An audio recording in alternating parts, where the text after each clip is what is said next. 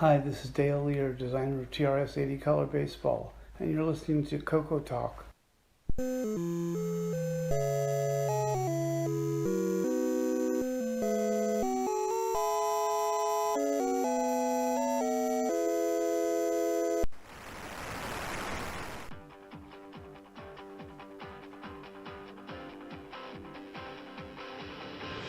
This is CoCoTALK, the world's leading live talk show featuring the Tandy Color computer.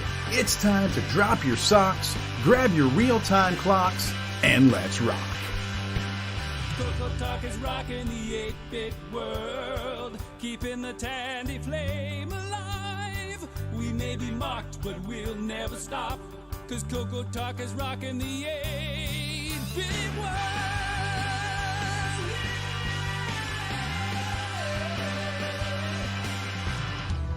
Welcome to CoCoTALK episode 264, catching up on whatever we didn't get to last week.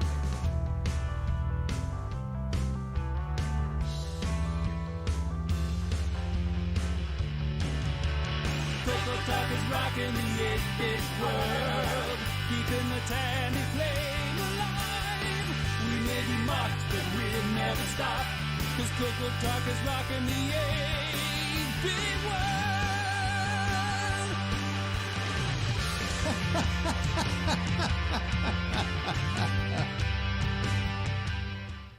Okay, Stevie, it's supposed to do that. Yeah, that's how I got it set up. Hello, hello. Hello. What a lovely panel we have today. Somebody I did think the you're looking intro. at the wrong screen.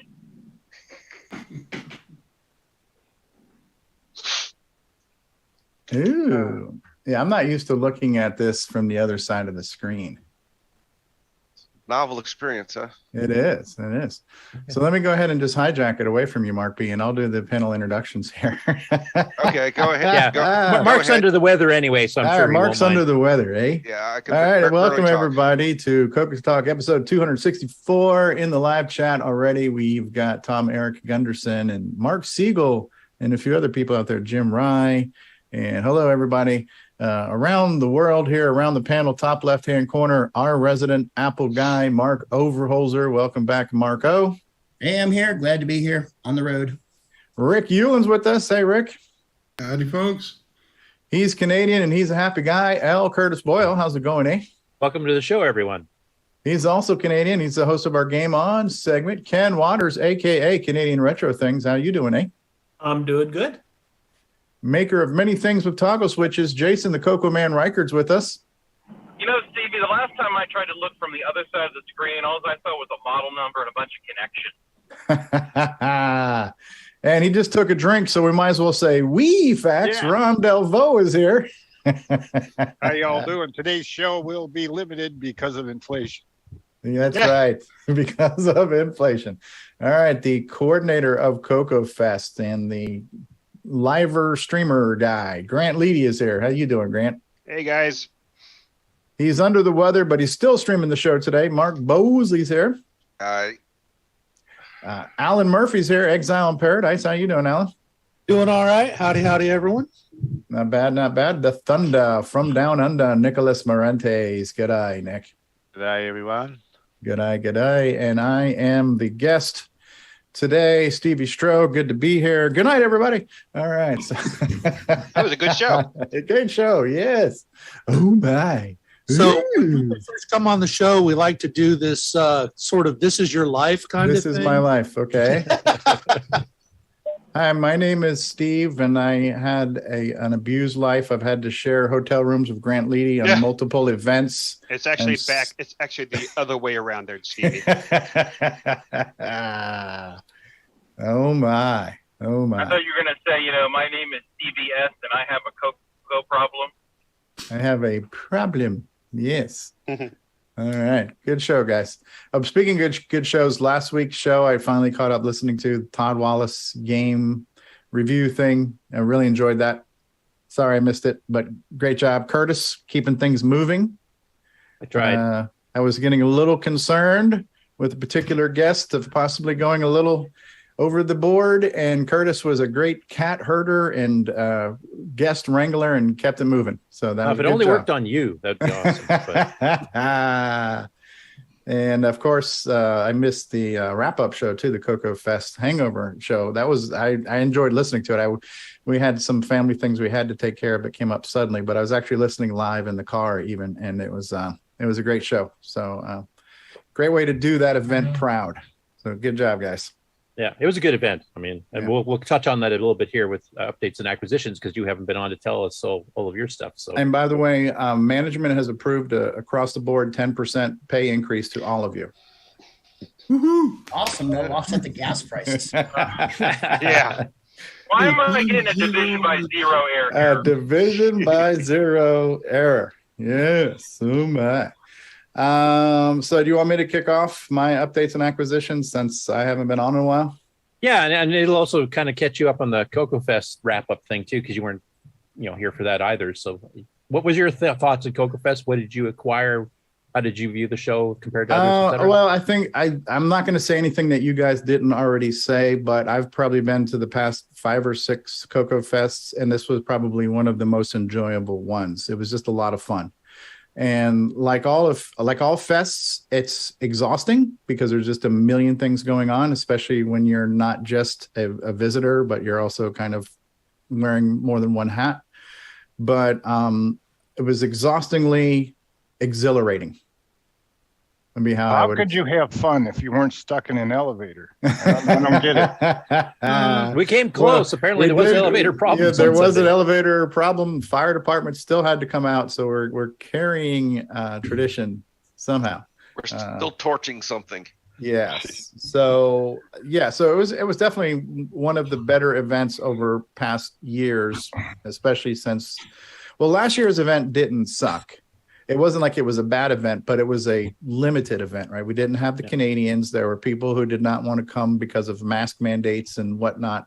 And even taking all that into consideration, we still had about 80 people who were there. So under the circumstances, to have that many people there was still a success, but it wasn't the same. So it wasn't your usual, super fun CoCoFest. It was a good CoCoFest. It wasn't an awesome CoCoFest, and it was nobody's fault, right? It was just life on our planet, as it were. It was more like a rehearsal. It was definitely a dress rehearsal for the new venue, getting used to the venue and the rooms. We actually did some really innovative things with the live streaming, but we had better rooms to do it in, right? So we had multiple cameras. Randy Weaver had all these multiple cameras that were Android devices on Zoom. So we had like picture in picture on the auction.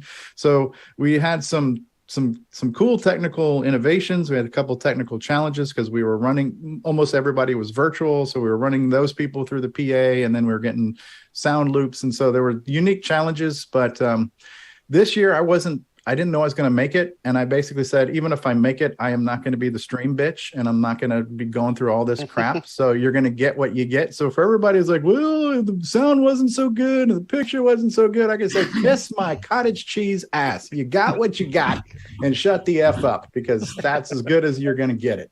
I don't want to hear it. We did it, and it was. And Curtis, stop apologizing for your guitar playing. You're awesome. You rock. You're too goddamn Canadian. Stop saying, I'm sorry about my guitar. I'm tired of hearing you complaining about your shitty guitar playing. You were awesome, Curtis. So it wasn't so much the crappy guitar playing for me. It was the fact that I didn't have any time to actually try to relearn a song all the way through. So it doesn't matter. Unprepared. You were good. You stop apologizing. I don't know if you were hearing the same thing I was hearing. Greg. I think it needed more from all the feedback. Yeah. I think it goes back to the copy strikes from YouTube. It must have been that was a badge of honor. I do have to say, I have to agree with Stevie on that one. Absolutely. It also means that YouTube's algorithm is getting really crappy. Was it a badge of honor with a U? Now, when you say badge of honor, does honor have a U in it? Honor. Yes, Yeah, of course a badge it does. A badge of honor. Yes. We know how to spell up here in Canada. So. I'm still stuck on the letters. I'm stuck on the cottage cheese butt still. The bad place to be, Ron. Get it out of your head. That's right. Think of something else. Anything else? Diplomacy 101 from Stevie Stroh while he That's paints it. the picture. Like, while he paints a picture no one wants to see. Singing the songs no one wants to hear. I have to say, like this, like you said, it was nice having everybody back together instead of the limited edition you guys had last year. Yeah, and it also was, free of a lot of like some of the controversies and stuff that have been happening the last few years. It was all gone. Like everything seemed to be, everybody was on good terms with each other. Everybody was talking to each other. It was just fun. It was the most fun one I think I've been to since, the first one since I started coming back, or the ones back in the 90s. Right. And having our surprise guests, Taylor and Amy, was definitely a treat having them there. They really brought a whole new life and energy to the event too. They're just some pistols. They're firecrackers, so having those gals there was a hoot. Yeah, their impromptu song that none of us knew was coming type thing. Like, until they just mentioned we got an MP3 you're gonna have to play. Right. Yeah. I think the quote of the show was, "Now for something terrible." Yeah. But yeah, seeing everybody especially seeing people who I hadn't met before. I met Daddy Burrito last year. We met Daddy Burrito again this year. Got a bumper from him. He's like, hey, I get tired of asking for things sometimes. We say, yeah, if you want to do a bumper, you send us a bumper, and crickets. And then he's like, dude, I want to record a bumper. I'm like, oh, that's awesome. Let's go do it. We went in another room. I put him on the phone and just boom. So we got a bumper from him. For me, the highlight though was a couple things, because I remember talking to Taylor and Amy about the 3D printed case for the Coco Pi. I'm like, this is what it is. It's pretty cool, but it does make it a little bulky. And they're like, oh yeah, it's kind of bulky. It adds all this room. And they're like, but wait, we could put a battery in there. And so they got the John Strong case and got the battery and made their Coco Pi completely rechargeable and wireless, because they already had the wireless display. So that was kind of cool seeing that. And on the same note, Coco Pi, this was like at the end of the event, but it was, oh my goodness, I can't remember his Discord handle, but he's on our Discord, and his son, Charlie, had made his own Coco Pi. And Charlie looks like he's like 8 years old, or maybe he's 10, I don't know, but he's a wee spry little sprout lad. And he had made this Coco Pi in like a clear acrylic case. It had a rechargeable screen, 7-inch screen that had the Coco Pi in this a clear acrylic wedge. It was all running on battery. It was wireless. He had a wireless keyboard and mouse, and he had built this whole system and set up the Coco Pi just based on the half a dozen videos I put on the site on how to get started. And an 8-year-old kid set up the Coco Pi, and he wanted to meet Ron Klein and I and get his pictures taken with us. So we got those pictures taken, and to me that was the highlight, was to meet Charlie. And I've got that picture queued up for the newsletter, so we'll kind of get back into it. So that was really cool. That was, for me, that was like the cherry on top, So yeah, and Coco Pi is awesome, and what Mikey's doing with Pi Drive Wire is awesome. I just and another thing too, like when I go through my updates and acquisitions, I got to spend some time talking to Brendan Donaghy about what he's doing with Coco VGA and how he's doing things in BASIC, and some ideas I have, and to finish some other projects and some new projects. And I got those thingies too. So yeah, I got my Coco kind of cleanly Coco VGA'd, because I just had the little 3D printed box because I didn't want to do any of the mounting myself. And I was holding off for some custom buttons. So he actually did all the clean mount and the clean solder. And then I got some front mounted buttons underneath the keyboard lip thing there, so I can press the buttons to change artifact modes, turn off the borders and all those things, so I don't have to reach all the way to the back of the Coco in order to do that. So I got a custom Coco VGA configuration, which is pretty cool. And lots of cool stuff. The jam was a hell of a lot of fun. Musical jam, all the food, different places. And here's this, like, I was giving Grant and Jim Brain crap for all the food we could have had. Here are food choices. We can have like real food, like chicken. And we can have like, real food, like fish, and real food, like, steak or meat. Oh no, let's have meatloaf. I'm like, really? Come on. What the heck? Meatloaf isn't a food, right? I'm not paying like, I'm not paying like $20 for a fancy meal to get freaking meatloaf, right? Well, I tried that meatloaf. It was badass, man. It was like gourmet freaking meatloaf. It was like barbecue-y and had like the little French fried onions on top and crap. And it was like, holy crap, this meatloaf is off the chain, man. So I want to give props to the meatloaf too. The mystery meat turned out to be a winner for me. So I totally agree. Good times. And the $1,500 worth of coffee, oh my God, it was worth every dollar. Yeah, exactly. Every dollar. I know I had a disproportionate amount of that, but it was worth it. I swear to God, it tasted like $3,000 worth of coffee. It was amazing. Yeah. The only person that complained about the coffee is Mike Furman, who's in the chat there, but he's a Starbucks guy, so apparently he's rich. He buys coffee at gas prices. So right. Cup of coffee. I don't even like coffee, so. Right. I had cocoa though. To get back to the streaming part of things, right? So last year we had a different room for the exhibition room, and that room was better logistically. It lent itself to having the PA system and the laptop on the same table, which allowed us to kind of interconnect things to get cleaner board mixes audio from the PA system. We didn't have that this year, so all the audio basically came from a webcam microphone. So yeah, it wasn't as good, it wasn't as clear, the audio was real muddy, but it was what it was. But to that end, I did have a conversation with President Jim Brain, and he actually wants to invest money into buying a proper setup with all of the accoutrements and all the bells and whistles we need to have a dedicated Glenside streaming station that's set up, where I don't have to bring things and the club will own it and we'll be there. And he says, just give me the list of what I need to buy and let's buy it. And so I'm going to be working on that this weekend. And we're going to do a test run on that at VCF Midwest. So we'll have all the equipment there. We'll get it all set up and we'll do some test streaming from that event on the new equipment. And the idea is that it's always going to be there. Like if if we have to switch venues or you're taking it to different shows, like it's going to belong to the club. It'll be a decent laptop. We'll get some capture devices where we can run the laptop through the capture device, so it's not like a blurry webcam picture of a projected screen, and we'll get better audio inputs for the mic feeds, and it'll be a proper thing. He even wants to get a stream deck where we can just press buttons, because he goes, I don't want you to do it. I just want you to set up where I got a couple different buttons. You can press a button to switch the scene, to change the tag and who it is, and then have another button where somebody else can just press one button and start the stream.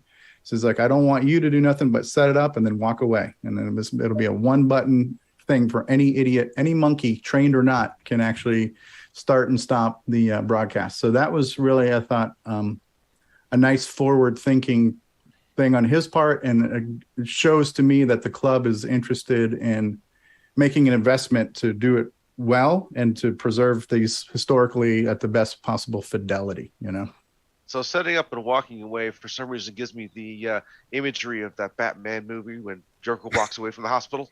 Oh, yeah, and the big explosion behind him. Who's bringing the monkey? Yeah, well, listen, David Ladd's usually there, so. Hey now, wait just a darn minute. So, David Ladd, that means you're volunteering to handle the stream deck next year? I don't know what you're talking about. You're breaking up. I can't hear you. Mayday. Yeah, with that breaking up there, I heard a yes. I distinctly heard a yes. We're experiencing sunspots. Does this said stream deck have a Diet Dr. Pepper dispenser? Yeah, we could put a little picture of it on the button. Well, it also depends on which stream deck you go with. There's the 6-button one. There's the 13, 15 button one, and then there's the 32 one. Is that right? Right. Mm-hmm. I think all we need to do is we have to get several 2-liter bottles of Diet Dr. Pepper and a nice big jug of water and just give it to David as pay. Just like hang it on a string, like you have the carrot on the string in front of the donkey to get in the move. Dangle it in Diet front of Dr. Pepper on lead him hanging to from the stream. And a saddle to put on him. That's what you didn't say Saturday night, Stevie. I was too busy getting my back broken by you. So, yeah, but it was a good fest, and I'm glad we got to hear your perspective on it too, Stevie. Because it was you fun. were, like you said, you were last minute. I mean, when did you finally decide you were actually going? The week of, which I told Grant, I go, dude, I'm 90% sure I'm not going to make it. So, I have my meal ticket, my table's paid for. So feel free to give them to somebody, but don't give them until Thursday, because I'm not going to know if I'm going to be leaving until Thursday. So, and I think Wednesday night, I'm like, yeah, I'm going to come, is when I texted him and told him. So. And I drove. Oh my God, that drive. Well, I'm listening to you and Ken's drive. Yeah, what a wimp, Ken? Yeah, I mean, wine. You want some cheese with that? I only drove 1,200 miles. I have no idea how many kilometers that is, and I don't care because I'm in America. But always the diplomat. Well, Ken actually on his video gave you a report how much miles he put on, which is more than I did. That's insane. Well, at least you don't navigate like they do. It's like, okay, well, Pennsylvania's on the way to Saskatoon, right? Not to mention West Virginia. So, that was just down the block at that point. Yeah. No, we're taking the scenic route. Yeah. Oh, look, more hills. One of my acquisitions I see is behind Grant Leedy too. What?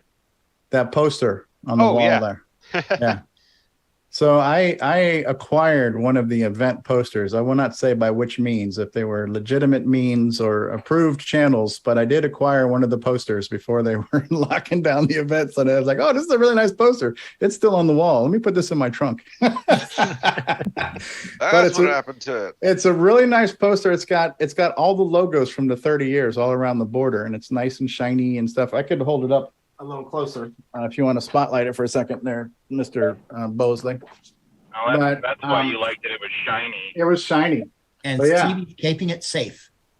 So, yeah, it's really shiny, and it's got all from 1992, you could see all the different logos throughout the years.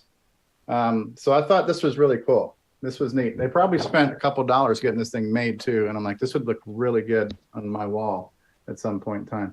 So thanks, guys, for making this. I really enjoy it. And yeah, they're cool.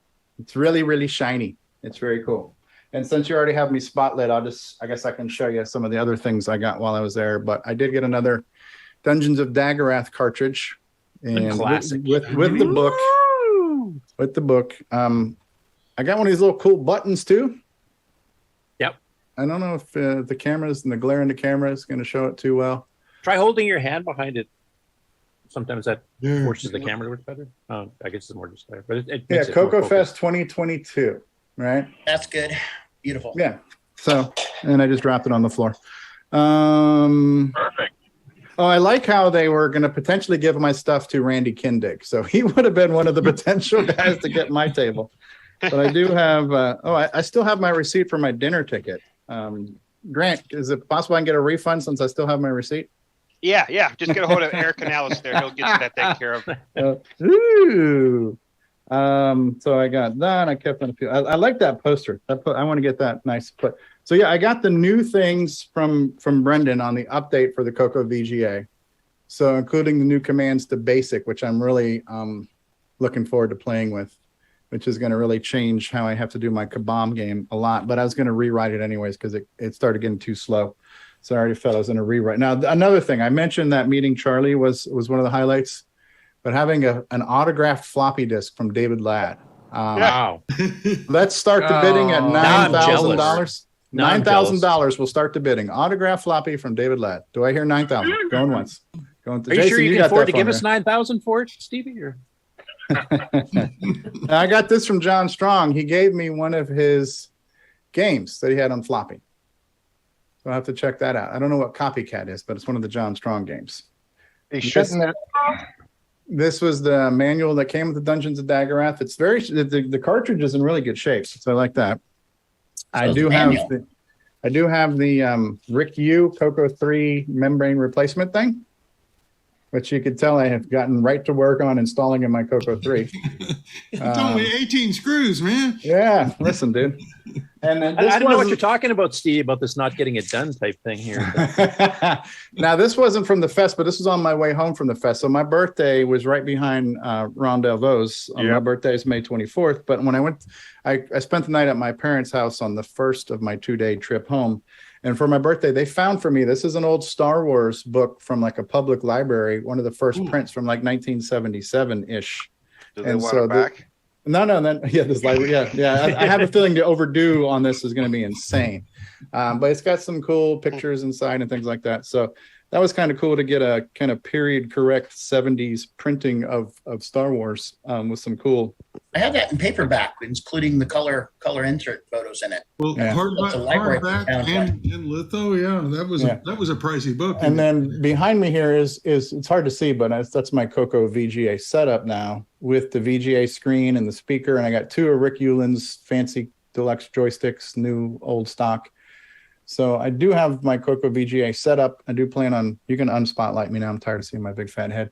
But yeah, I do plan on doing some more work on my CoCo VGA. I did play the game of the week this week, and I have a version that didn't save high scores, and I was getting really pissed off and ended up rage quitting the time I tried to play it because I couldn't go back and see my scores. But yeah, how do I stop spotlighting myself now? Did you unspotlight me? Yeah, I already did. Okay, on my side, it was still spotlight. So those are my updates and acquisitions. But yeah, great fest. Sorry I've been off the show for the past couple of weeks, but you guys are doing a hell of a job. And actually, we've actually enjoyed you not having you on the show. Oh, well, the feeling's been completely mutual, Grant. So,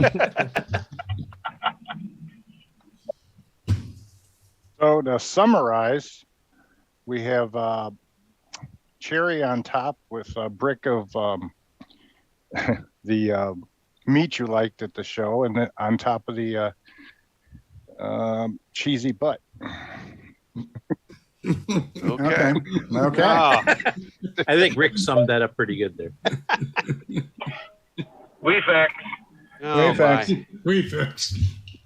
And whatever Mikey Furman's doing with the networking on the CoCo.io, I applaud his tenacity for doing that. He's a machine. That'll be part of Rick's updates too. Plus, it's a news item. Mikey Furman is a machine. And exactly. You never told us why you had purple on. Because everything was spontaneous. So I figured if I'm going to show up spontaneously, I'll do a spontaneous color at the same time. Well, purple definitely is not your color. You should try hot pink next time. Oh, well, definitely. I'll take that. Can I borrow one of yours, Greg? No, sorry. I only do blue.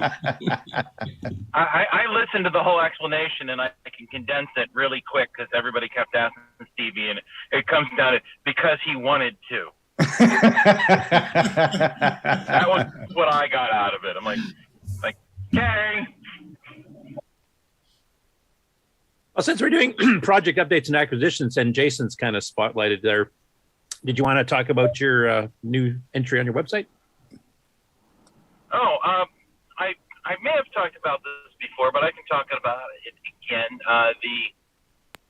The new thing I had at CoCoFEST is called the Dingo High Res. It's just a high res. I don't have one with me. I'm driving, but it's a high resolution joystick adapter, kind of a reproduction of the Tandy one, but it also has, it's an enhanced version. It has a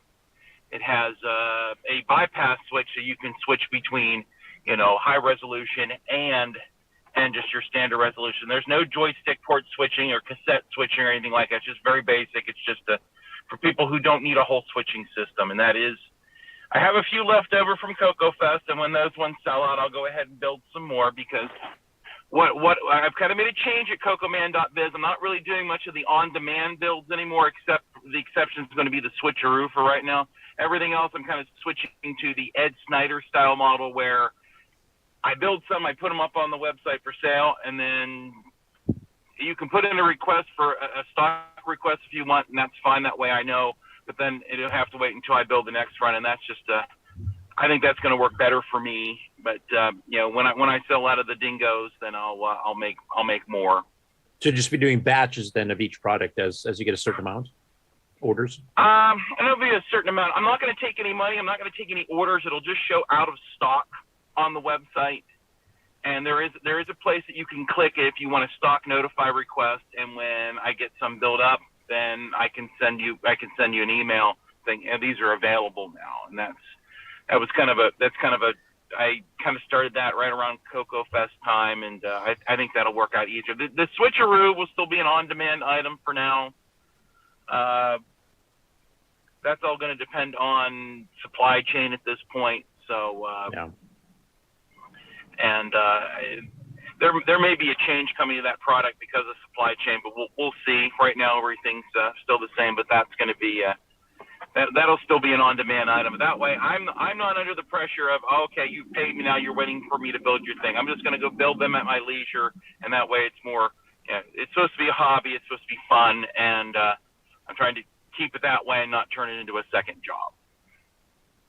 Understandable. Yeah, but that's it. The Dingo High Res, I still have a couple available that are left over from the run for CoCoFEST, and then after those will sell. I think there's a couple parts I have to order I think at least the cases for sure, and I'll build some more up. But I think that'll work better. And but if someone doesn't want to go with the whole Joey High Res, like that's something else. So if it shows out of stock on my website, I don't have them.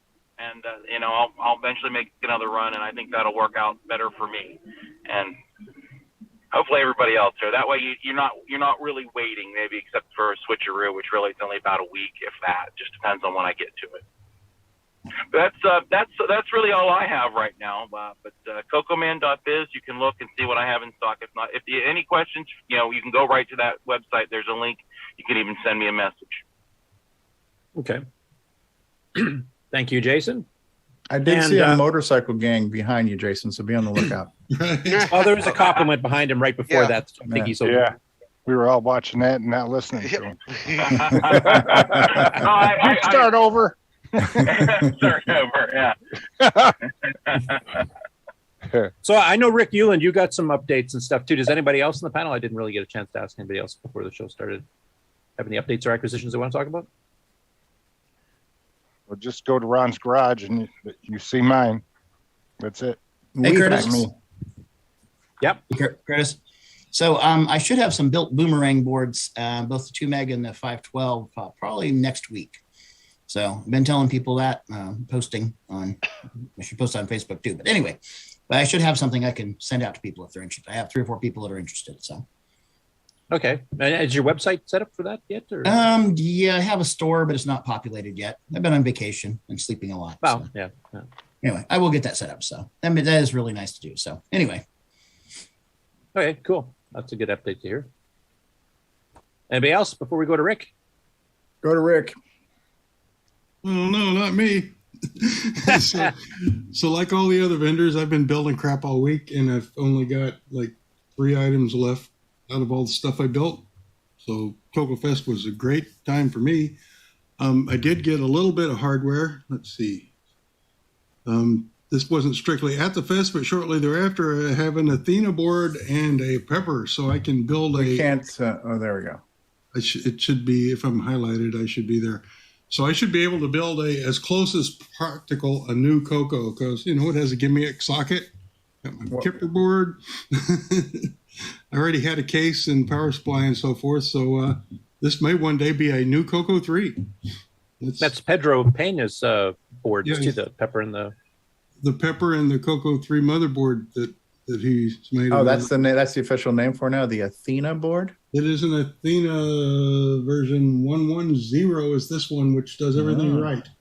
Okay. It's red. It's very yeah. Like I say, I'm hoping to.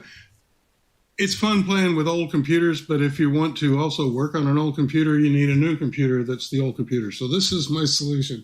And I'm going to try to build this thing. Well, plus, I mean, CoCo 3s on eBay are getting insanely expensive. We've been watching a few lately.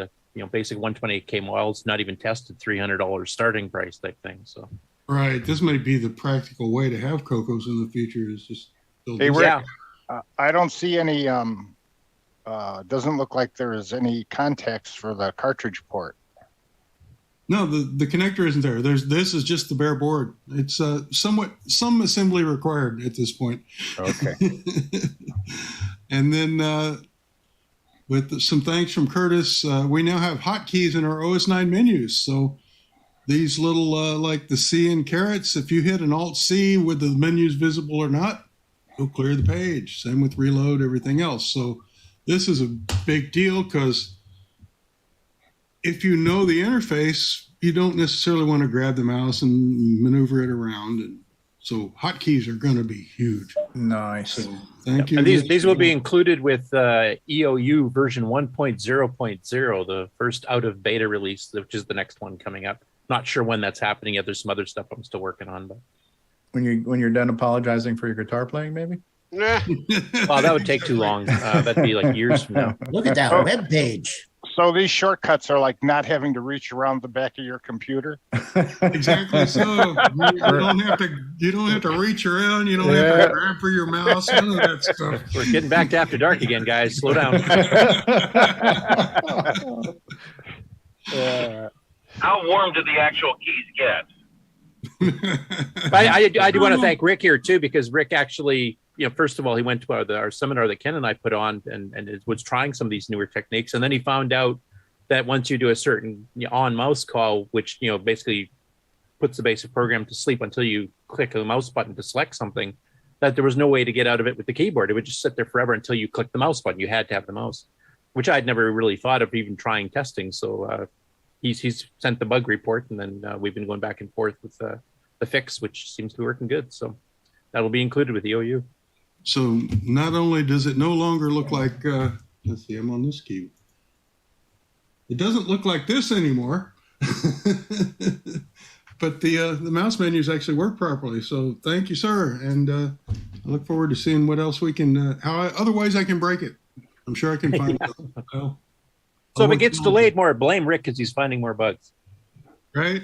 Yeah, I'm gonna stop it with my bug finding abilities. Just wait until I get back into testing.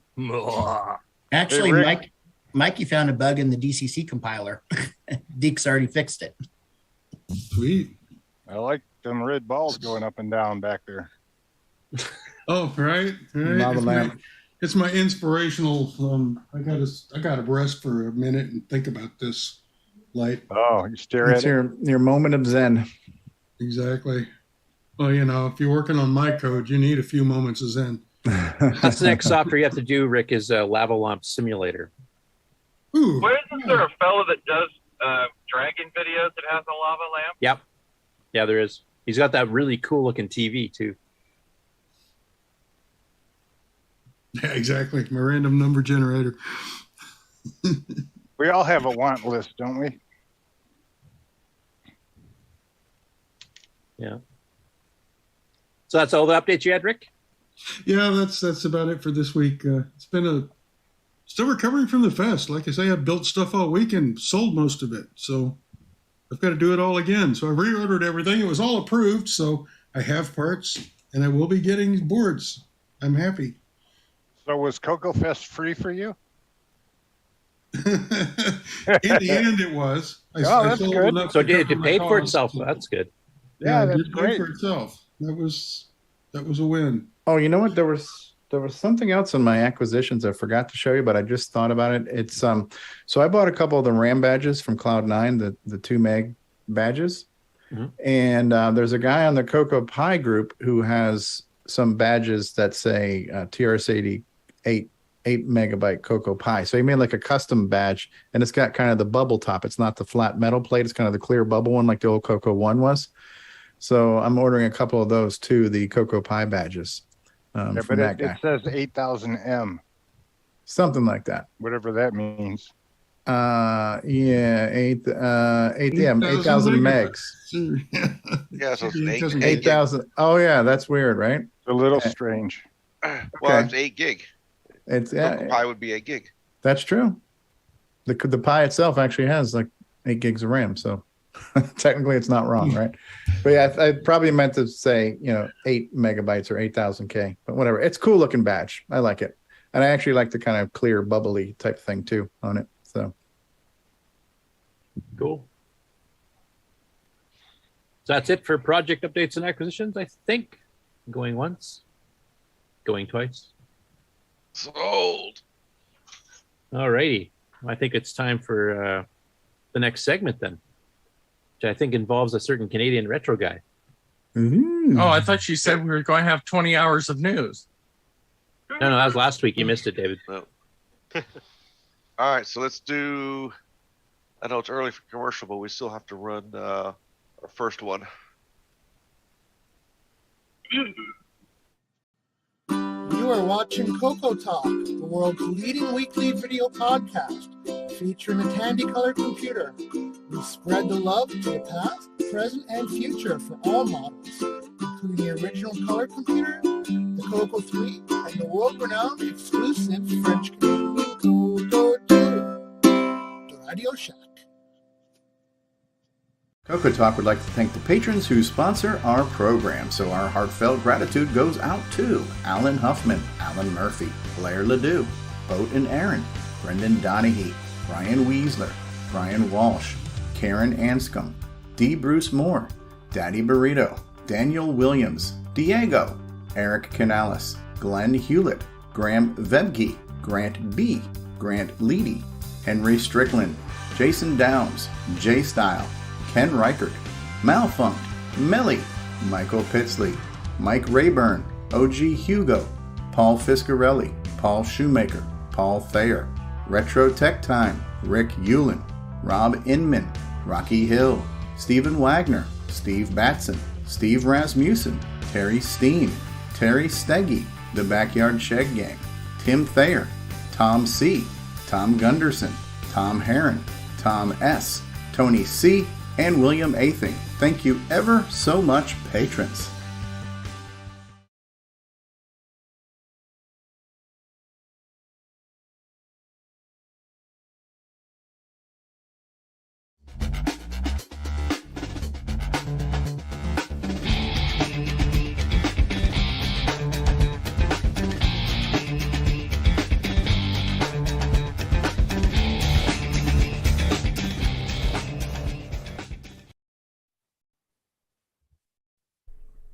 Welcome everybody to this week's CoCoTALK GameON Challenge results video.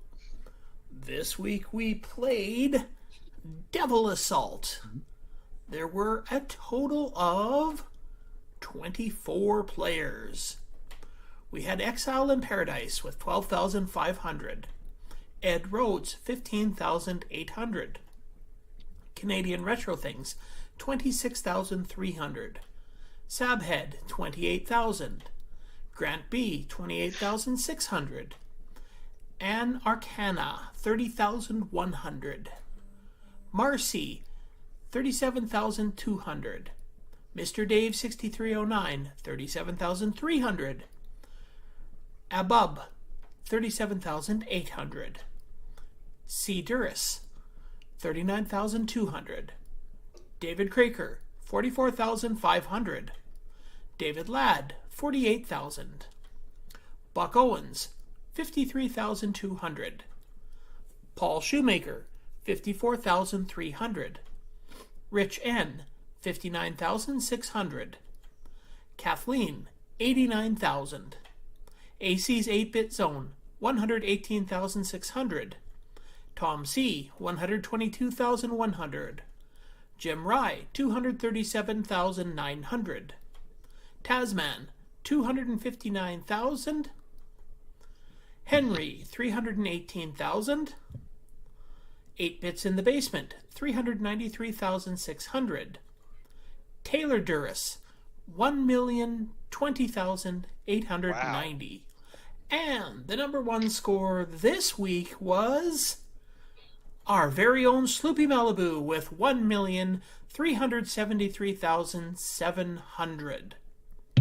Thanks everybody that played, and we will see you next week. This wasn't one of these Mark Bosley hacks where you like overclocked VCC and all that kind of crap, was it? No, it wasn't. And first off, for this game, I do have to apologize because apparently there was this little file thing that you could read. It was a reprint of something they call instructions. Not sure what those are, but if I had read them, I would have seen that starting on level 0 is actually the practice mode, so the game never gets harder. So this game actually, if you started on level 1, had a lot more to it than what we saw playing it. Like the little guys would break apart into the two little ones, like the springs. And there was also a devil that would go across the top and drop burning vats of fire on you. And so actually the game has a lot more to it. So if you get a chance to go back and play it again, start up on level 1. Okay, whoever's got the keyboard, please mute yourself. I'm hearing some loud typing there. Yeah, one of the things I noticed, which I mentioned in the in Discord too, is the version I had did not keep the static high score screens on the screen, where you had that one in the top right hand corner where it kept the high score. So mine, I was playing and I'm like, all right, I'll go back, and I hit the button and then I would lose my score. And that's why I got so mad, because I couldn't remember what my scores were. There was something to that. I think it only displayed the high score when you beat the previous high score, which was really stupid. And then if you played another game and didn't beat it, it was gone. Yeah, I don't know. It was really weird, kind of strange. And there's a few different versions available apparently, and I think one of them is a CoCo 3 patch. I remember hearing you guys talking about how Sloopy had one running. Maybe that was a different game. There was that Gray Lady. You're talking about how Sloopy had the Gray weird Lady colors. where it had the different palette. But there was also a CoCo 3 patch supposedly for this. Yeah, I didn't see that one. Because I think a few people, because when I was complaining in Discord, I get a few people sending me links on different archive versions that I could try to download, which I never got a chance to do. But yeah, the not keeping the high score in the screen is actually that's rather odd, because Ken Kalish was pretty good at designing games, and that's not like him to do that. But I do know that was one of the last 2 games he did, I think, in the States, and he was kind of getting frustrated with not getting paid and stuff. So it did that to me too, where it wasn't keeping my high score. Sometimes it would keep it, and sometimes it wouldn't. I couldn't figure out exactly why. But when you start the game, actually, it's also not clear in the instructions how to get to the higher start on the actual games, because starting on level 0, it never progresses to being any harder. It's just repeating the same stuff over and over. So, and I think level 1 was the same way, wasn't it? It just added the steerable shot. Well, that's the thing, is that if you hit 0 or 1, it starts you on level 0, 1 with a straight shot, 1 with a steerable shot. If you hit 2 or 3, it starts you on level 1 with straight shot or steerable. And if you hit 4 or 5, it starts you on the highest level, which is level 5, with the steerable or straight shots. Okay. So that's even not very clear in the instructions. Yeah, you need like a decoder ring on how to start the game, apparently. So. That was actually Jim Rye actually figured that out for me. So read the fine manual. Yeah, for most of us, reading that whole 1 page of documentation is just too much. So. Yeah, Absolutely. It's way too much. But yeah, definitely go back and try it on level 1 or level 5, and it's got a whole other dimension to the game. A lot more is going on, and it's a little less boring. Yeah, Ken Kalish does incredible games with sound. To me, Ken Kalish, the thing most notable about him is he has incredible sound he brings to his games. They've all, with the exception of the Donkey Kong one, which was Monkey Kong. But yeah, he's been a great sound engineer and producer with sound effects and everything, in addition to quality games. Mm-hmm. Yeah. Well, this one had, even on the practice mode, had decent sound. It's just, better on the actual gameplay mode. So, yeah, I'll try to be a little more careful in the future and actually set it to playing the gameplay mode rather than practice. So that's fine. Well, people played, and they had like over 24 different people playing. So obviously it was a popular game.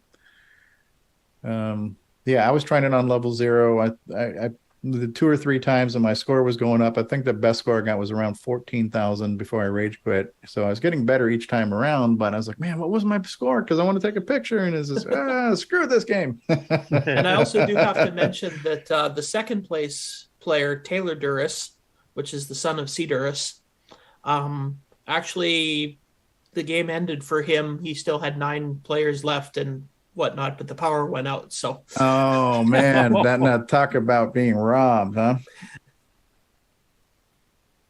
But that was the thing, like Sloopy found too on the live stream, is that as soon as you figure out the patterns on that on it, you just play that level 0 over and over and over forever. Because also it's a very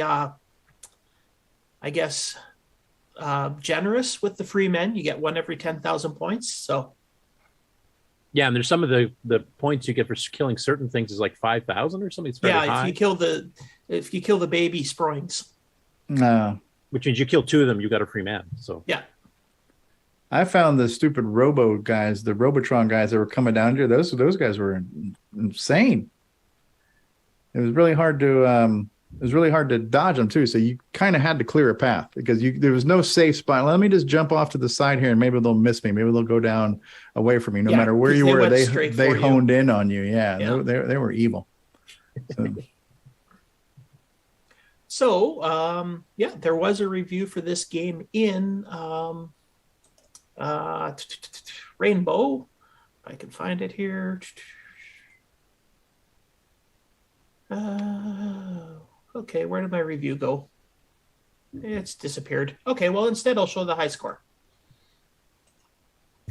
So this one had a high score in Rainbow of 69,300. I'm assuming that person didn't play the practice mode. Oh, and here's the review. For Devil Assault, this reviewer really liked it, said there is a lot going on, and he was pleasantly surprised that it wasn't another Space Invaders Galaxy Attack type game. It was in the same vein as that, but it had a lot of interesting, unique items to it, which, you got to play the higher levels to find all those unique things.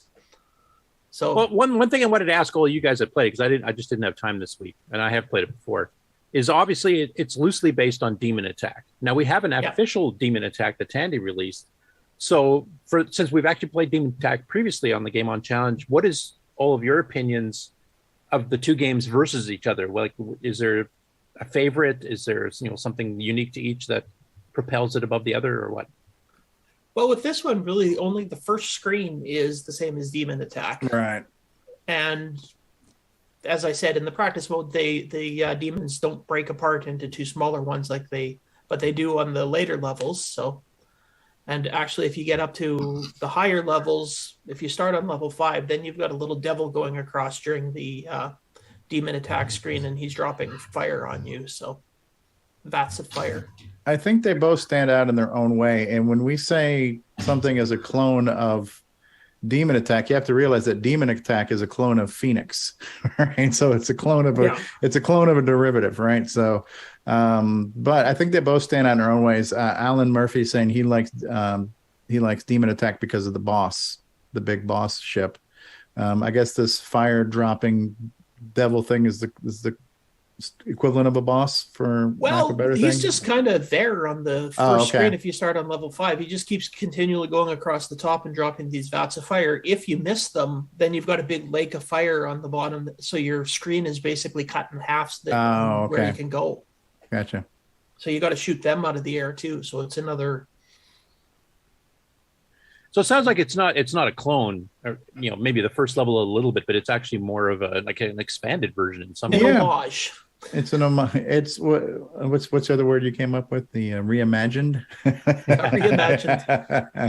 Reimagined Demon Attack. Yeah, it's got a lot more to it. So only the first level looks most like Demon Attack. Then you start getting into the robots coming down. That to me looks like Robotron. Those guys look like the Robotron guys. I thought they were the Cybermen from Doctor Who. Yeah, and then the Springs, the little bouncy guys, and to me, what stands out about it though is the sound effects, because the Demon Attack game is really sparse on sound, where it does have a lot of levels and variety of what the ships look like, and it does have the big giant boss. The sound effects are really minimalist in Demon Attack, even though it's an official iMagic provided game. So here's some gameplay from David Ladd. Ooh. Now, David, what level were you playing this on? Is this? This was 0. There's the 0 up in the top corner. You can see that's the level you're currently playing on. So, unfortunately, it never progressed past. And this looks like an old version of VCC with the hard colors. Yeah, 1.43.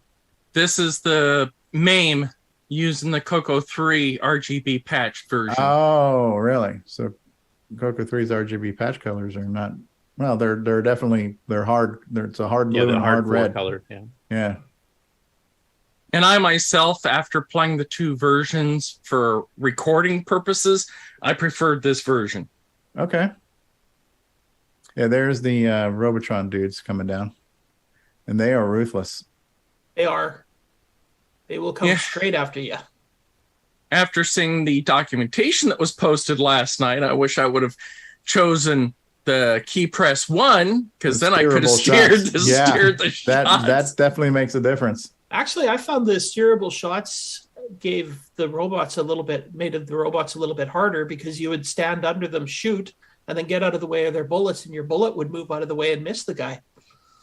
You have to get used to that game concept. Like Gorf, you had to get used to that. So I think it just depends, you have to shoot from the side of them and steer your bullet into them, rather than shoot under them and try to get out of the way.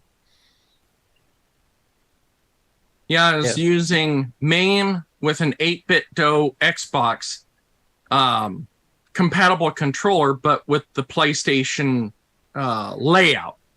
So it looks like a PlayStation controller, but it's seen as an Xbox controller. You just had to make it too simple, didn't you, David? Yeah.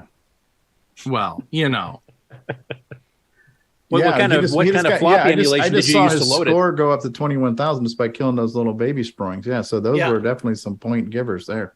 So you could earn some free men quickly, and you could get a maximum of 9 free men at a time. So okay, so it doesn't stockpile like once you max it out. You're kind of looping through 3 screens. You got the demon attack looking screen, then you've got the dropping robots and the bouncing springs. Is what we were seeing. It's done very well. Yeah. And like most of Ken's games, it's only 16K, so you can play it on just about anything. Hello, 8-bits in the basement out there in the live chat. Yeah. Not a fan of the dropping robots. Those guys are evil. And they're even more evil on the harder levels. Oh, something to look forward to. More rage quitting. There you go. So I would guess if we played it if we ever play this game again, we'll play it on the actual levels, and the scores will not be nearly as high. This would be one worth revisiting at some point, because you're playing it in practice mode. Obviously, you don't get to see the whole game. So, and now we know, and knowing is half the battle. So I should put a little P beside it on the game list, so that we know we played this in practice. Is that next week's game? What's that? In actual mode? A redo of this? This is the practice round. We'll maybe revisit this in the future when I have to pick a game really quickly, and I haven't done so yet, and it's Friday night. Because one thing I was thinking of possibly suggesting, Ken, and you can take it or leave it, is that maybe once a year or some special time of the year, maybe Christmas or something like that, we actually have a vote from people, like for the previous 2 weeks, of a game to revisit as a challenging or something. Actually, we did that last year, where I picked the most played games. I think it was over Christmas last year. I picked the top 5 or 6 most played games, and then we voted on which one we wanted to play again. And I think we ended up with Downland. Oh yeah, that's right. Yeah, I remember that now.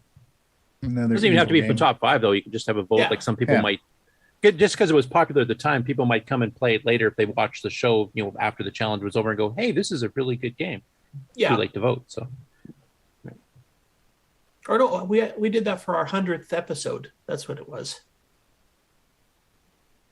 So any tips and tricks from everybody? Sorry, go ahead, Grant. I was just going to say, it also might be nice to play some venture games too. Yeah. Just to complete, there's I've score. done a couple of tried a couple of adventure games in the past. They haven't gotten too much play, but I think they're good to pair with another game. Like you do 2 games in 1 week. One's an adventure game, one's an action game. There's a lot of people that just say, no, I don't want to play an adventure game. Action. You know what would be cool? Let's maybe do Todd Wallace's game, the Clickomania. I didn't see it, but I heard you guys talking about it, and it sounds like a pretty neat game. It would be neat to try to showcase some of the games created by community members. Maybe some of the Paul Shoemaker card games and some Clickomania stuff, and some of the other ones. Might be cool to do something like that. Yeah, I'm planning on putting Clickomania actually up on the game's website this weekend. I just didn't have time last week, so. Especially if they're free, Plus, in his case, it's his very first CoCo game he's ever programmed, so in machine language. Oh, that will be put into the suggestion list. Now the suggestion list is 1 long. I gave you some suggestions, man. Put that in your pipe and smoke it. Oh, was it while I was sleeping during the Nitrous 9 talks? Well, they're all Nitrous 9 games, of course, but okay, well, and then on Thursday night we played, of course, on the channel. We played the game. And we had, I think, up to 4 people playing at once. And most of us actually just sat back and watched Sloopy play because, let's see, my internet, of course, is kind of crappy, but now which one's Sloopy here? On the highest score. I think eventually we just... Oh, yeah, there he's at 822,000. Wow.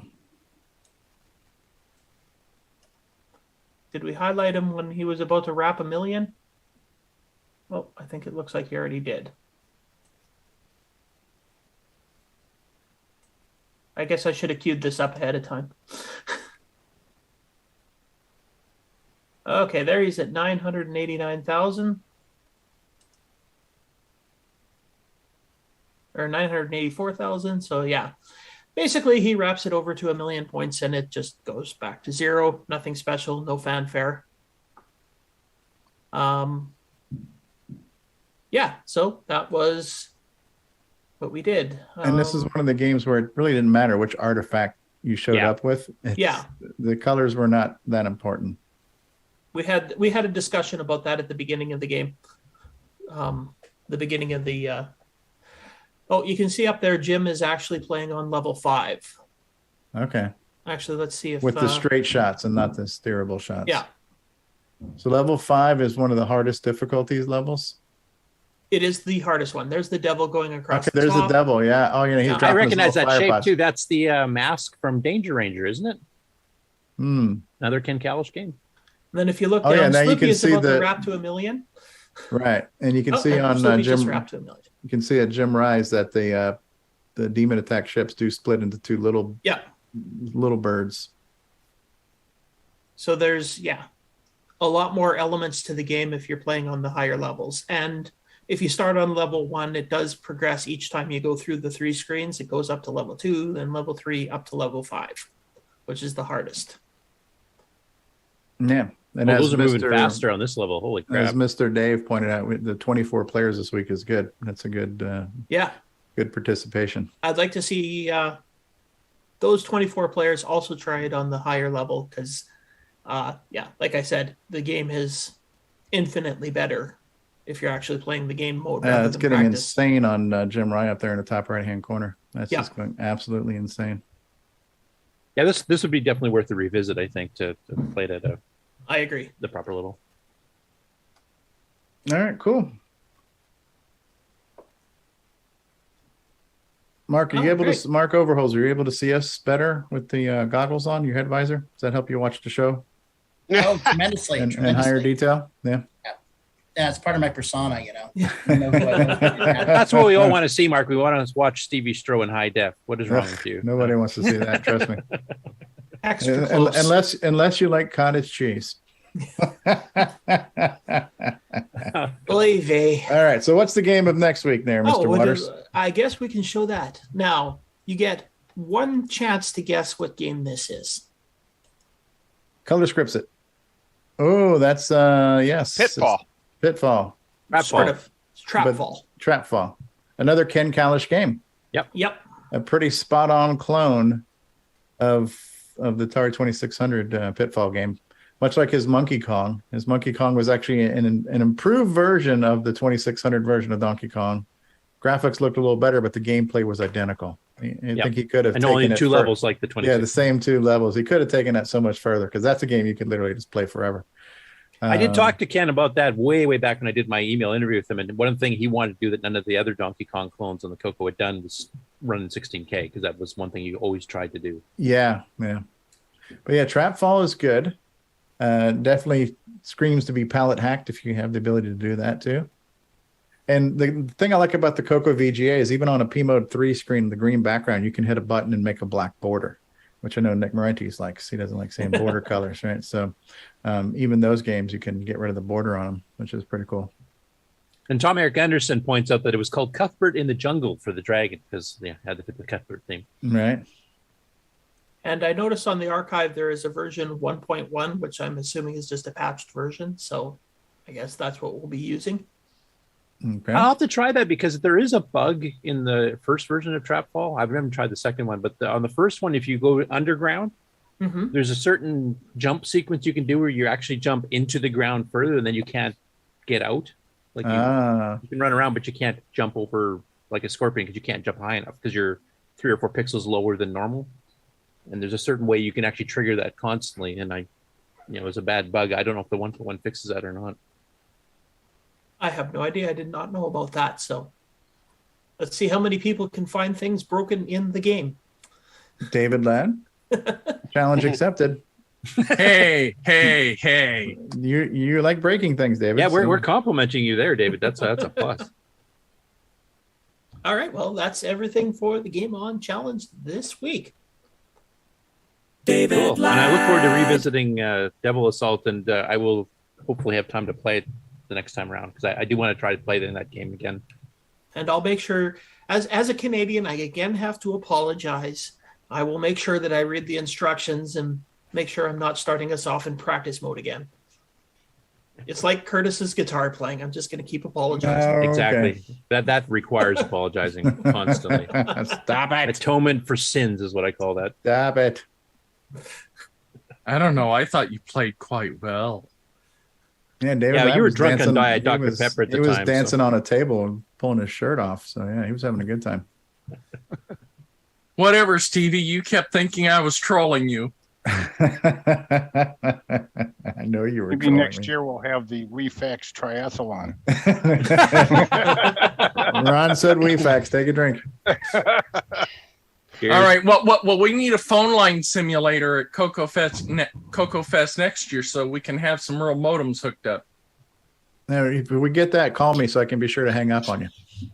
Yeah, one thing we have to do at CoCoFEST, we were talking about doing this year, but I think just everybody was so excited to see each other again, especially us Canucks who hadn't been down in 3 years, so we kind of forgot about was to have a live GameON challenge where people can come up and kind of head-to-head play live during the weekend too.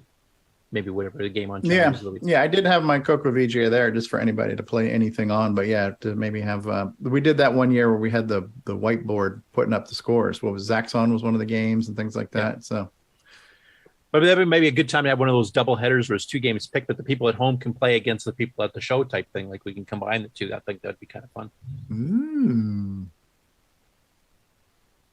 Oh, there's network cards going here pretty soon. Yeah, I was going to say, this get Rick Ulan to quit slacking off and finish that damn network card already so we can... And then we have to patch P51 and play it head-to-head. And Mikey's the slacker now. Okay. Yeah, we just need Mikey to come up with the drive wire abstraction layer so we don't have to... So that everything can be agnostic to the network card and boom. He's working on that. I know. Yeah.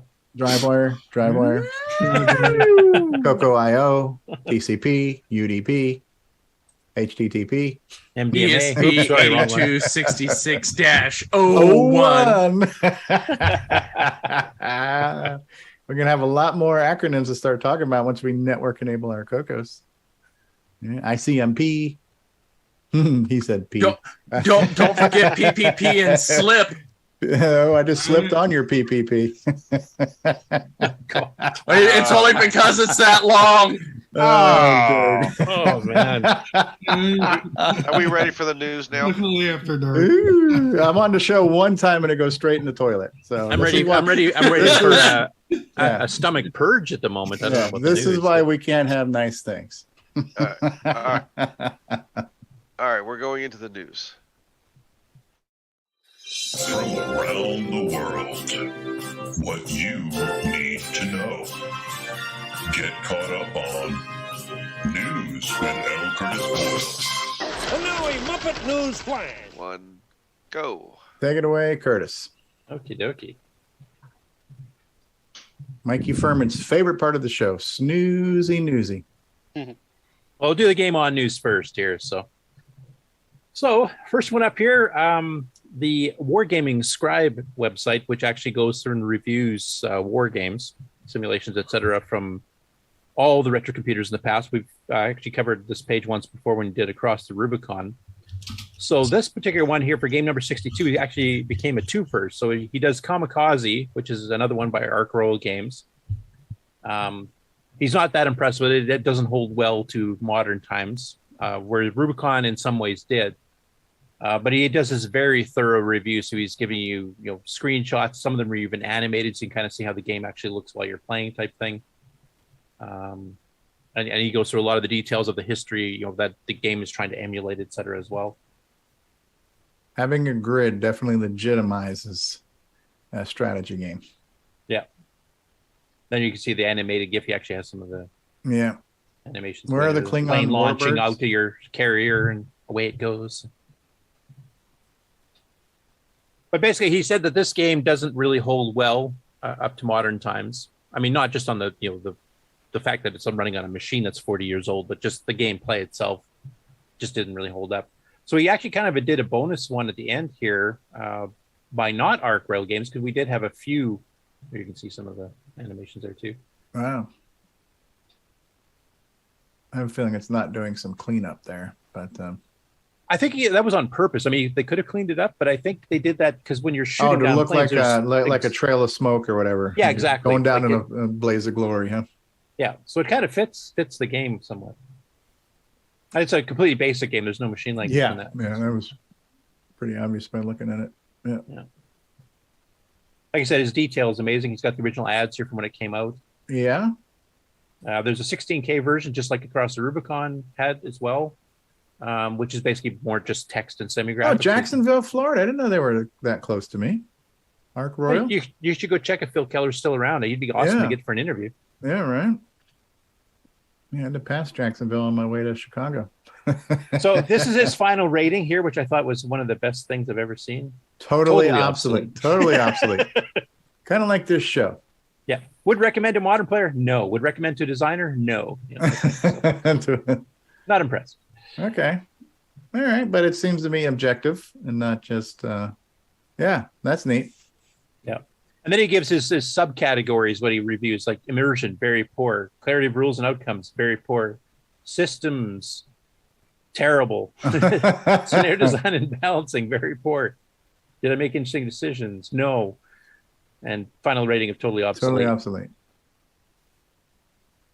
And he goes through some of the reviews. Some contemporary reviews. Okay. Yeah. And then he did a bonus review. So he covered Mission Empire here, which is actually an earlier game from 1982. And it's not by Arc Royal. Like Arc Royal was the war games. Sportswear did some war games too, more CoCo 3 era. But I remember this ad, Strictly Color Software did Mission Empire. So he kind of did a mini review of that one, which is a bit more of a lowest. But then he figures out it's a clone of the old Galactic Saga, which is actually, there's other clones that James West, my ex-roommate, did back in the 80s too, that I put on my website recently too. I didn't even realize this was an actual clone, a text version of the clone of this type thing. You can even see like some of the controls, attack, computer, embark. Yeah. It's similar. There's your computer control there, the attack, etc. So it's definitely based on that. And he kind of covers that one as well too. He doesn't do a full-blown review because he says he's already reviewed the Galactic Empire and this plays pretty well the same. Okay. So, but if you're into the strategy, space trading games, that's a good one to try out too. So, anyway, he's going to continue. He's kind of doing things in a chronological order, so he's going to be bouncing back and forth between platforms. But there's a lot more Arc Royal stuff to come. There's the sportswear stuff when you get into the mid to late 80s. So there's going to be more CoCo reviews on the site as he gets to that certain time period. But if you're into war games in general, he covers like Apple II and Atari and everything else too. So you get a really good cross section of everybody. He did cover because I emailed him back and forth because the one I mentioned was Avalon Hill had done VC, the Viet Cong game, which is a graphical one too. And I asked him if he was going to do a review of that one. He said he already did for some of the other platforms because that one was multi-platform. It was on the Atari 400, 800, it was on the Apple II, it was on the CoCo, all official versions. So he said he doesn't review it more than once. He just picks one of the platforms because basically the game plays the same, and then he just reviews it once as a general for all the platforms.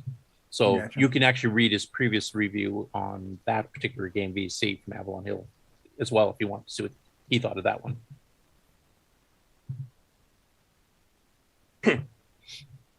Oh, here's Ron giving me notifications. Ron, stop it. So the next one up here, Fabrizio Caruso, who is actually, we've featured a few times before, so he's got his cross-platform library that he makes these games that actually work on like 30 different platforms. And he's had some black and white graphic stuff on the CoCo. He's had a lot of semi-graphic stuff. Now he's got the 4-color modes with CoCo 1 and 2 and the Dragon 3264 as part of his cross-lib, as it's called. And he's got his first game ported for it here, which you can actually download the disc or cassette versions of here. And he'll be porting some of the other ones over as well here too. I know there were some requests in the comments there that he should, make some better sound routines, which he said wouldn't be that hard. So I'm not sure how loud this will be, but I'll play a little bit of the video clip here so you can kind of see what this bigger game looks like. Is that louder? Yeah, but when you guys turned it down last week, we couldn't hear people talking, so we'll have to suffer through it. That's pretty good. So it's kind of like a balloon fire a little bit. Yeah, similar. I like the fact you have to hit them multiple times and it kind of bumps them back up as you're. Yeah, going. that's neat. The speed is pretty decent too, especially because like those dollar signs fall really fast.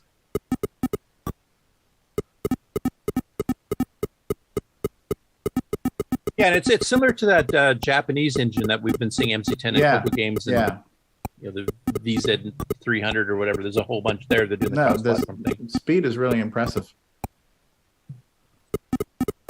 And we've showcased some of his earlier games on the other graphics modes, and he's planning on going through and doing all those. So he'll be re-releasing a bunch of those games with the 4-color mode. It works pretty good. So yeah, go download it. The engine itself, I think, is pretty well free to work with too. So I think you can actually make your own games with this if you want an alternative to like CMOC or I can't remember what the system, the Japanese system is called. But he's actually got it up to like 200 different consoles and computers here, writing the code only once. So that's a big thing. I mean, you're not going to get like top shelf games for each platform doing this. It's like an LCD type thing. Lowest common denominator has to work on everything. So, but no, that's cool. Yeah. And the speed. So it's obviously compiling it somehow. So the speed is pretty good. Yeah. I mean, you like I said, you can't write the most complicated games, but there's definitely some pretty decent arcade style games you can do with this. And then if you write it once, it's literally available on 200 consoles and computers, pretty well instantly just run it through. So next up is Wall of Bricks, which is actually a Jim Gary port of a old Alice game from France. So this was for the MC10 clone. The difference with this one here, the original one was quite slow. Now it has better physics. Like this is basically a bust out game. Now a lot of the basic ones, if you remember, like even the CoCo 3 ones, CoCo 1, 2 didn't seem to make a difference. You would get it, we'd shoot the ball up, and if you got it, knocked one brick out and you shot it through that hole, it would immediately eliminate both levels just because of the way the algorithm works. Kind of bouncing back and forth, yeah. Yeah, it's not really that realistic. Like how did it get trapped in the wall to do that? So this one has better physics. This one actually does not allow that to happen. It'll maybe bump a couple of squares up, but it doesn't just zigzag all the way through the whole thing. So it's better, but the game was definitely playing slower. So this one's actually been run through Greg Dion's basic compiler for the MC10. It's still not the quickest thing in the world, but it's much better than the original one. And this is actually his second video because he had some bug fixes to do. But you can tell that the physics are definitely more realistic than the original version was, or the other versions we've seen done in basic.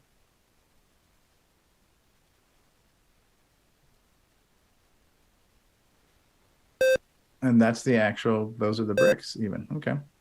Yeah. I won't play the whole thing. Yeah, speed is halfway decent. We'll get to one where he actually hits a hole. Couple times in a row here.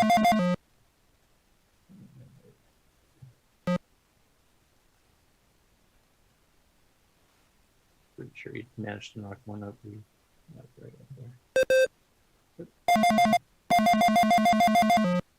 You can do it. There you go. Yeah, so basically it ricochets into the wall, but doesn't do that zigzag, wiping out two lines in a row type thing, which is always bugged me about the basic ones. I understand how it happens programmatically. You have to do some extra programming to get around it. So in this case, that has actually been done. But it's kind of neat seeing something ported from the Alice back to the MC10. It must have been very difficult to do. Yeah, I imagine the transcoding must have been horrible. He had to do a search and replace and get rid of the word "lay" in front of everything because it was in French. Next up, I'll let Ken introduce this one here. Okay. Hey, that's me. Yep. So I'll skip ahead here. Okay. Okay, we're doing the Robotron video here. So yeah, I just decided to show off Robotron. Oh, that looks good. I heard Nick talking about this last week. I haven't seen it yet.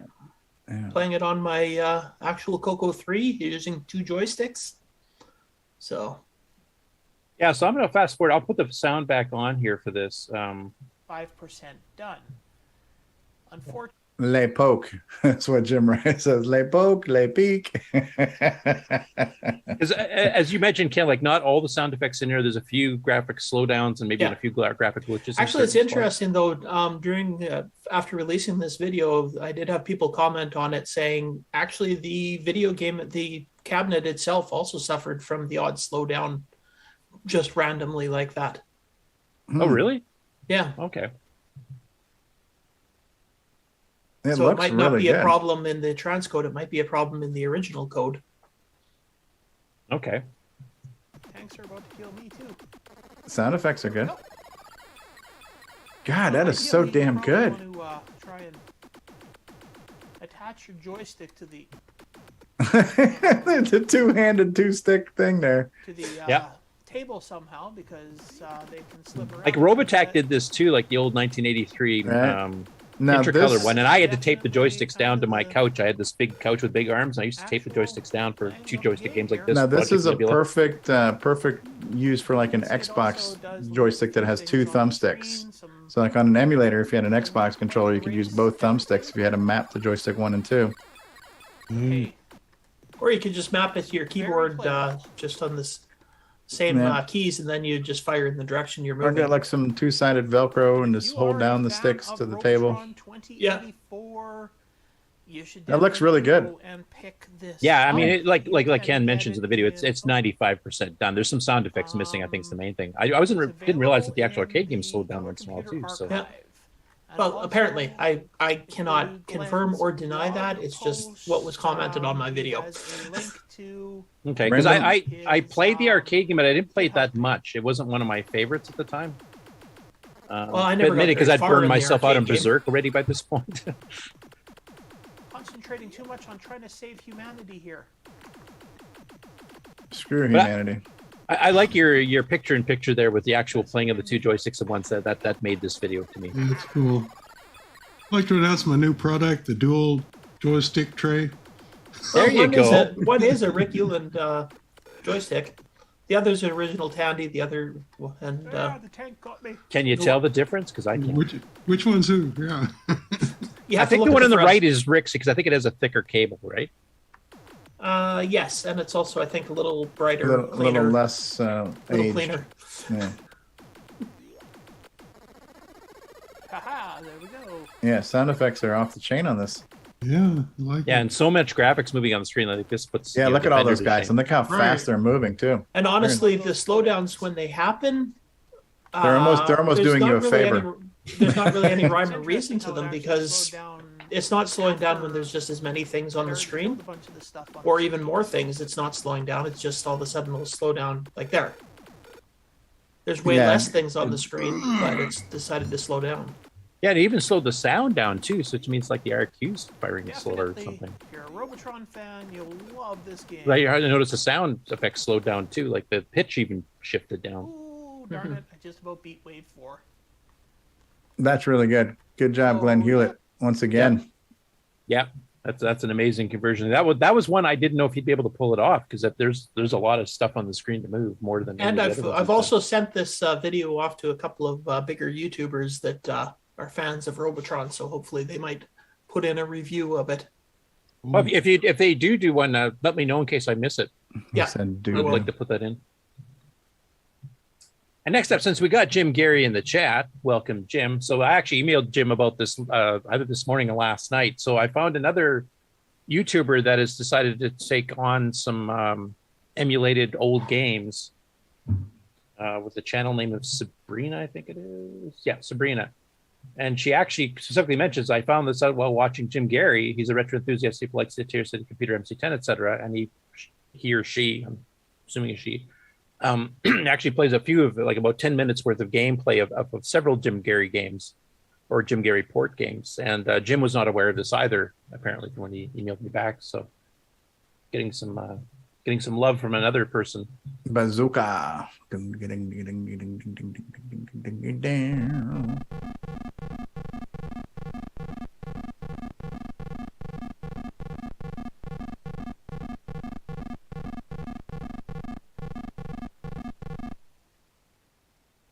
So I'll just do little bits here of each one. Okay. The infamous car games.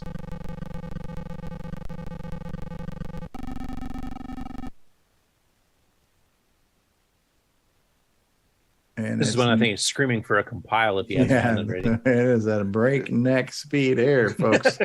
It's no Nightmare Highway. Yeah. The nightmare is having to put up with the speed of this game.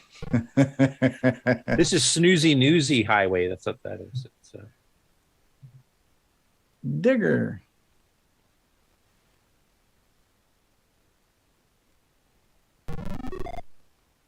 Now, I'm wondering why the sound is so choppy. Is that because it's going through the emulator, or is that just the routine he's using to generate sound? I'm guessing the emulator or the capture that she did, because this is the online emulator. You can tell by the little light gray on the corners of the screen. So it's the online, Java or whatever the heck it's written in. It's not even a separate program, local program. Yeah, all of the sounds really like stuttery. Yeah. So it could be the emulator, online emulator. It could be the speed of the computer that is online doing it. It could be the capture software slowing things down. I'm not sure.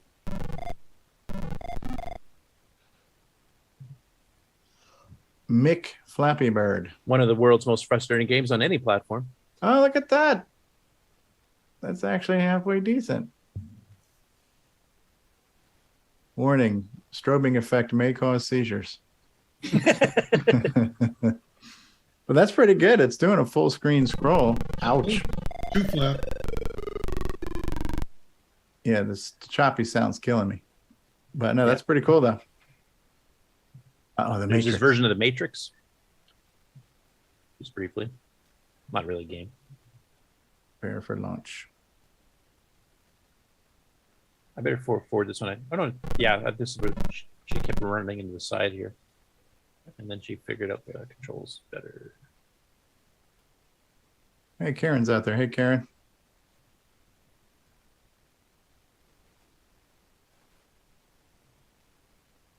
Prepare for launch.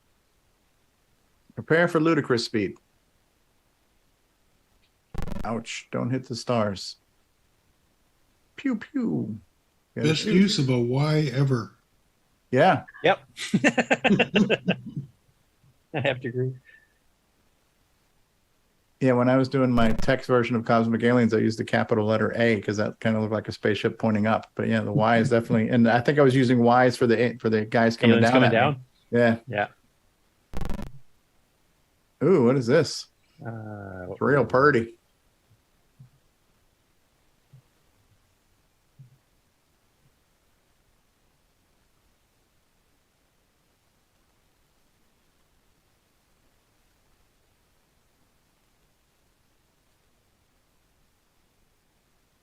I'm not sure what this is. It is. Jim can tell us because I have no idea. Is this the Game of Life where it's like the? I don't know what the hell that is. I think that's Life. Yeah. Where it's. That's my life. It's random and not very colorful. So. Yeah. That's the evolution of the coronavirus right there. So. Beautiful. Okay. Beautiful. Then part two.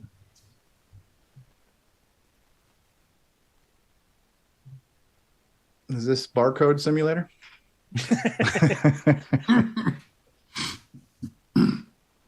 it an maze game of some sort? Mm. There you get that semi-graphics color bleed. We can't have more than two colors occupying the same spot. Unless one of them is black. Yeah. You have your choice of black and one other color. which Nick's been hitting a bit on his yeah. Crikey. I still haven't seen Jumping Joy because I've been hearing the replays, but I haven't seen what it looks like yet. Cave Hunt 3D. This is making for riveting audio. For those listening to us later on, you're welcome. So there's a sword. Okay, so this is like a dungeon crawly thing. Yeah, that's cool. Yeah. Uh-oh. Attack with a knife. That's not a knife. That's a knife. There you go. Put an Australian theme on it. Snake Bite by Jim Gary, inspired by the ZX81 game. Snake Bite. Oh, okay. So this is a snake game. Yeah. Yeah, some of these we have not covered before. Oh, and you don't get penalized for going over yourself in this one. A lot of snake games, you can't touch yourself. Yeah, so you die as soon as you try.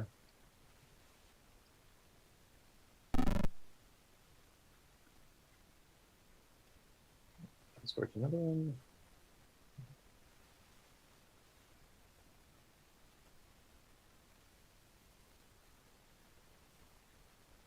Romulan Warbirds by Jim Gary. Ooh. Oh, we got depth perspective here. They're getting bigger as they come 3D closer. 3D bigger and smaller. Oh my! Oh, and the stars just shifted. My lord, this is high tech. This is. I think this is the first 3D space game I've seen on the MC10, to be honest. Nice.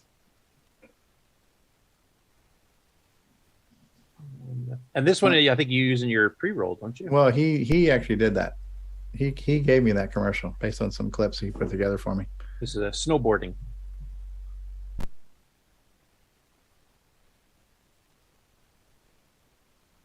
It's I like Semigraphic's use of using some of those weird characters. You're getting the dark green for the trees and some striped greens that you can only get in a certain mode. Yeah. A couple of pokes are required to enable that mode, so it kind of misinterprets text. And on the Alice would be a lay poke. Lay poke and lay peak. Lay next. What do they call L poke and L peak on the CoCo 3 then? Lay poker.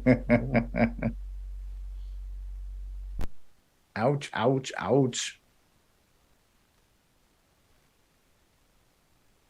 I like the fact, though, because he's got a couple different designs of the trees, not just the same tree shape all the time, a couple different colors. Some of them are Christmas trees looking like. Yeah.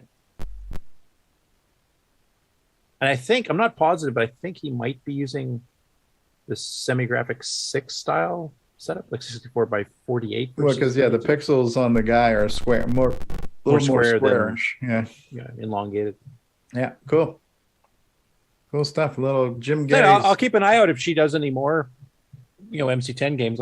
Because like Jim's put out what 600-700 now, and we've only covered. And that was just yesterday. Last couple of years, so there's a whole bunch I've missed from earlier times. Yeah. And he cranks out new ones almost every week too. So I mean, it's really hard to keep up. So that's it for the gaming news. So now I'll switch it over. Let's keep us going, L. Curtis. To regular. There's no news like good news. Or no news is good news, or something. The bookshelf is leaning more, so watch yourself. All right, so first up, CoCo Crew episode number 84 has been released, and of course we saw John and Boise down at CoCoFEST, which was cool. I think they even did a seminar on the CoCo Crew podcast, kind of explaining what it was. I believe it was a serious show. Yeah. So this one here, they Neil did a review of the Interbank Incident, which is one of my favorite adventure games, especially considering the time period it came out. It was very innovative. It was also the very first hard disk enabled game for the CoCo 3, or for the CoCo 1 and 2, I should say, especially from Tandy, because it took 3 disks. Otherwise, it runs much, much better on a hard drive. And then they also did their kind of review of CoCoFEST. Now, that was a bit disappointing to me because they literally spent half of the segment complaining about a lot of problems they had at the hotel. Now, it did sound like they had a really crap ride from the hotel on that. They had key cards that would quit working continuously the entire time they were there. I had a problem with my key card the first time, and then it worked fine after that. but they had to keep going down and getting it reprogrammed, and they couldn't get back in the room, and it was like it was a mess for them. So I understand why they did it. I just wish they would have spent more time reviewing the show, though that about half of the segment is on that. And this is something I wanted to ask you guys too, because I had the same issue that they've mentioned as well. Excuse me, of the rooms not getting cleaned in between. Now I was only there 2 days, Friday night, Saturday night, so but I did notice they never came in to do anything. Like everything was exactly as I left it.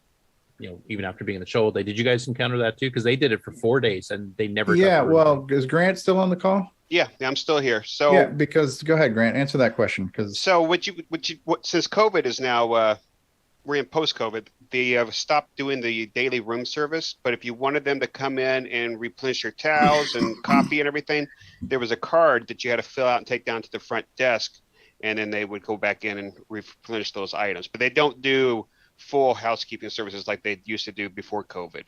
So okay, because I don't remember them even mentioning that. Yeah, they never mentioned that to me. Well, it's standard for hotels in general now. Yeah, it's kind of that way now.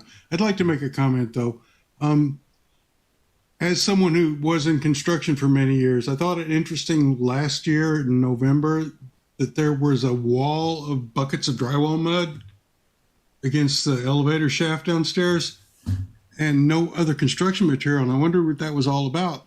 And I now realize that was the former management just sort of frosting over all of the problems with drywall mud and selling it on to the new guys.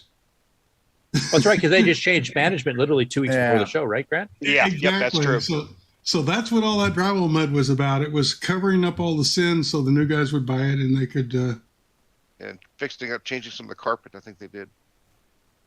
But so next year will be the tell. It will either be very, very much better or abandonable, Right. Yeah, and you know what? I can't blame somebody for, hey, you know what? The room wasn't good or whatever. The hotel service wasn't good. If that's a valid concern, then everybody's entitled to not be happy about that. But I kind of agree with you too, Curtis. If you're trying to review CoCoFEST, then review the fest and don't bring the dirty laundry of the hotel in there. But I can also see where, well, if the hotel just kind of sucks, we should warn people that next year it might suck too. But I think given the circumstances, that should have been taken in consideration too. It's under new management and it's in the COVID era. You have to request for room service. So yeah. Yeah, I mean, I don't mind the fact that they mentioned it, and I think they did need to. I'm not arguing that point. It's just they dwelled on it for literally half the segment, and that was kind of overkill. I mean, but they were frustrated, and I kind of understand. As John put it, because they didn't get room service the entire 4 days, their key cards kept quitting working, so they'd walk all the way back from the show floor. And as you know, John had a cane, so he's having trouble walking. So having to do this whole trip, go up to the room, and then it doesn't work, and have to walk all the way back down. He had to do this every day. That would definitely tick me off. And he said it actually influenced his whole mood about the show much lower than it probably would have been without those issues. So and that's unfortunate. That's unfortunate, and again, I'm not unsympathetic to that. And I don't think anybody should get a pass if the service was not there. But it's just odd that it happened to them too, but I don't think everybody had that same experience. So it just, I had it the first time. The first time I went to the room, my card didn't work. I had to go back. I was going to say, same here. And also, we had a lot of issues with the air conditioners being either kind of loud and noisy or not working at all. Because I think CoCo Man had to change rooms too because he had issues with the hotel. I mean, with the air conditioners. I'm pretty sure this all goes down to the bucket of the wall of drywall buckets. Right. So basically, this hotel was this hotel was a used car being sold to somebody who's now having to just roll back the odometer. Everything that's wrong with it, right? Yeah. So I said, I understand why they did need to talk about that. I mean, that does lower the experience, and they seem to have had it worse than most people did. Like I said, I had the key card issue just the first day. Well, I mean, what I can tell you by just the hospitality manager guy, he was so accommodating. Anything Grant asked for, they bent over backwards to make sure we ended up having breakfast buffets that weren't necessarily communicated or they weren't aware of. Where the first day everybody had to buy their own breakfast a la carte, but from then on it was breakfast buffet for everybody. So as soon as they were made aware of something, they were super accommodating to go out of their way to make sure that everybody at CoCoFEST was enjoying themselves while they were there. I witnessed that repeatedly. One thing I will let you know is the buffet and the convention side is completely separate from the hotel side. So different managers, different and management, different staff. Exactly. Yeah. But Yeah, I feel, so I mean, I feel that the workers were very there's good customer service when you talk to them. If you made them aware of an issue, they would go out of their way to make sure you were satisfied. Yeah. Yeah, I think the convention side, everything was great. I think there was some issues though on the hotel side of things. So yeah, and part of that's the management change the last minute. Exactly. Yeah. So I mean, I can kind of see both sides. I guess the main thing I wanted to point out is that they dwelled on that longer than they should have for a CoCoFest review. It was more like a hotel review for the first half of the segment. It's not a short segment. So, and then the main discussion topic was on CoCo puritism.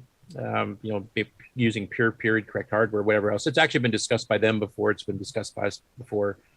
I mean, if you're new to the community, you may not have heard these discussions. So it might be was worthwhile anything new revealed? For me, it was more rehashed. It was because we've discussed it already ad nauseum. Anything new revealed in that discussion?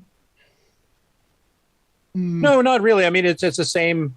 I mean, basically, some people think it should be. It's up to every individual. It's same as we've talked about, same as they've talked about before. Honestly, it's some people do want that pure experience. They want the retro period hardware, the retro period software, and don't give me anything else. Others, want a CoCo Pi with all kinds of add-ons and stuff, and there's people in between. So for me, there is no. It's as you say on one of our bumpers. There's no wrong way to CoCo. It's up to the individual user to do whatever they're comfortable with. But the thing too about you want to talk about so. I would like to rephrase purism, because in the original days, somebody who owned a CoCo, they would cannibalize it anyways.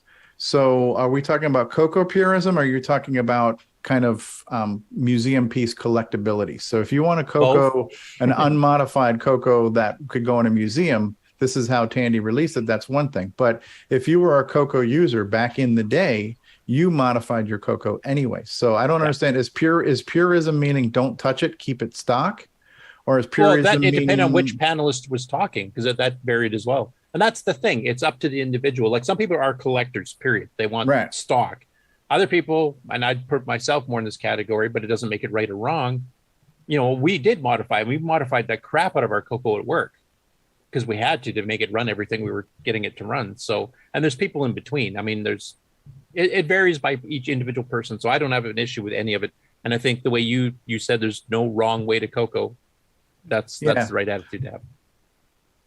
So I don't, it doesn't really warrant any further discussion because everybody has their own personal opinion of what they're willing to do. There's no right answer to this question. Exactly. It's more just a discussion of what are the different levels of what people are comfortable with. And you know what I really, again, I mean, my view is my own, but what really to me solidified legitimacy to what I think a lot of us feel is an acceptable way of doing things. But when we interviewed Randy Kindig, and we asked him about his different systems, and when he collects things, he says, the first thing I do whenever I get any system is I'm going to look for a display mod to make it on a modern display, a memory upgrade, and any type of multi-cart, and that's just, that's just because if you have something, even though you're a collector and you're a serious collector and you're trying to preserve these things, you want to be able to use it without having to get out an old CRT and an RF modulator, right? So I think a lot of people say, yeah, I like old machines, but I want to do a couple of quality of life upgrades to them so I can just plug it into VGA or HDMI or whatever composite mod over RF.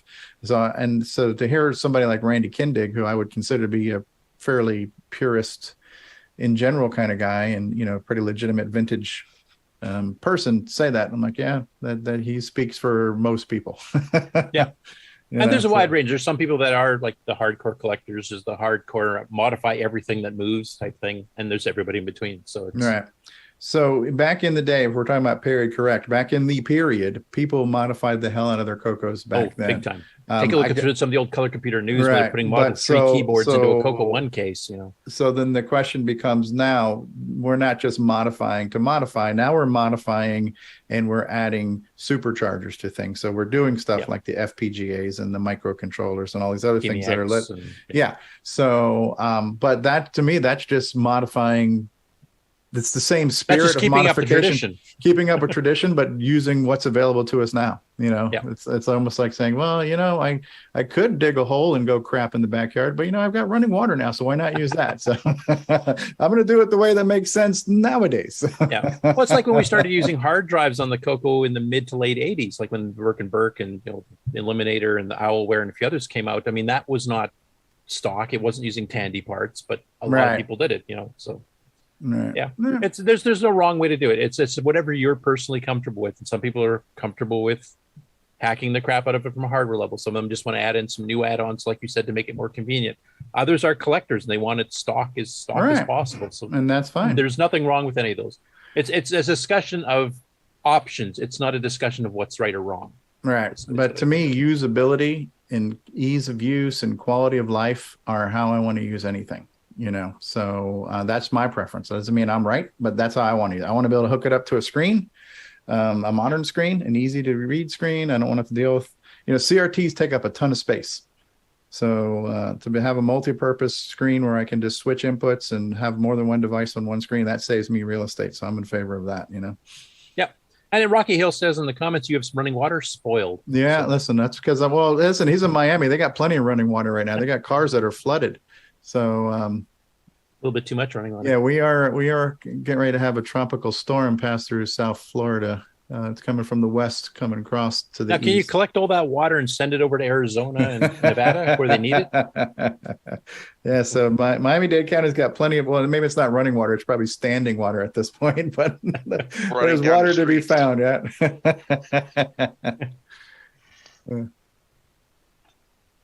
Next up, Mikey, he likes it. I think he's still in the chat. So he had some corrections that he mentioned here. So basically, he's been working with Rick's card, and he's actually got the Echo U command actually working. So you can actually send messages back. Which command does he have working? Echo U, I think it's called. I'm not familiar with these things, so I'm. No, you missed my opportunity there. Okay. Oh, did I? Yeah. Say the word echo. Echo. What command did he have working? I get it now. Yeah, there you go, Curtis. He's a little slow. I'm Canadian. He's Canadian. Just apologize for your guitar playing again. Yeah, because they spelled echo correctly with the extra U thrown in. That's why I was confused. Echo. Bless you. Thank you. Gesundheit. Wiedersehen. So anyway, Michael's been working on this, and last week both Rick and I had it wrong that he was using the raw mode on the WizNet. And he's not. He's actually using the standard, it does all the TCP, IP, UDP, and all of these other acronyms I don't understand itself. I think you get more nutrients when you consume it raw, though, don't you? Yeah, it's like vitamin D3 or something like that. Mm-hmm. Yeah. And I'm glad to see, now that I see it on your shared screen here, CoCo capital IO. When I was looking at this on my phone, it looked like he was doing like the pipe command, like it was a tall line. So I'm like, why is he calling this thing CoCo pipe O? That's weird. So I see it now. It's CoCo IO. All right. So Rick, since you've actually been talking with Mike a bit here, do you have a nice better explanation of what exactly he accomplished here this week? Is Rick still here? Yeah, but it seems like he's talking. Mic. There he goes. There you go, Rick. My mic was muted and the rest of me was not. So all of my pithy comments from the last 10 minutes have been nowhere. Hit the way, sir. Yeah, this is great because he is actually putting together a C framework for networking in general on the CoCo IO, letting the WizNet chip do all of the work so you can keep the 60AX09 available for interpreting the work. So this is a great step forward, and I'm pretty sure he's about to announce some actual basic services available that might reduce the need for certain hardware items. So this is all pretty good stuff. And he hasn't been doing it too long. I think he's just been doing it since the fest. Right? He's kicked us out in like a week. He's already passed everything I've done in the last 8 months. So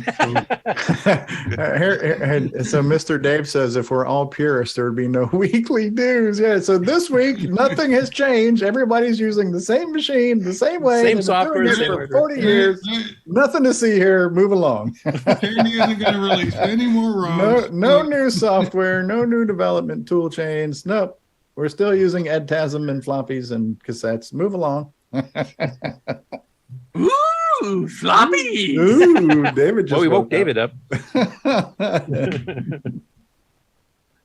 Yeah, no, this has been fascinating to watch. I don't know that much about low-level internet protocols except what the acronyms stand for, and I only know some of those. I haven't really delved much into network stuff, but just seeing stuff going back and forth between the PC and the CoCo, both in Rick's doing his browser stuff and then here doing these echo U commands, etc.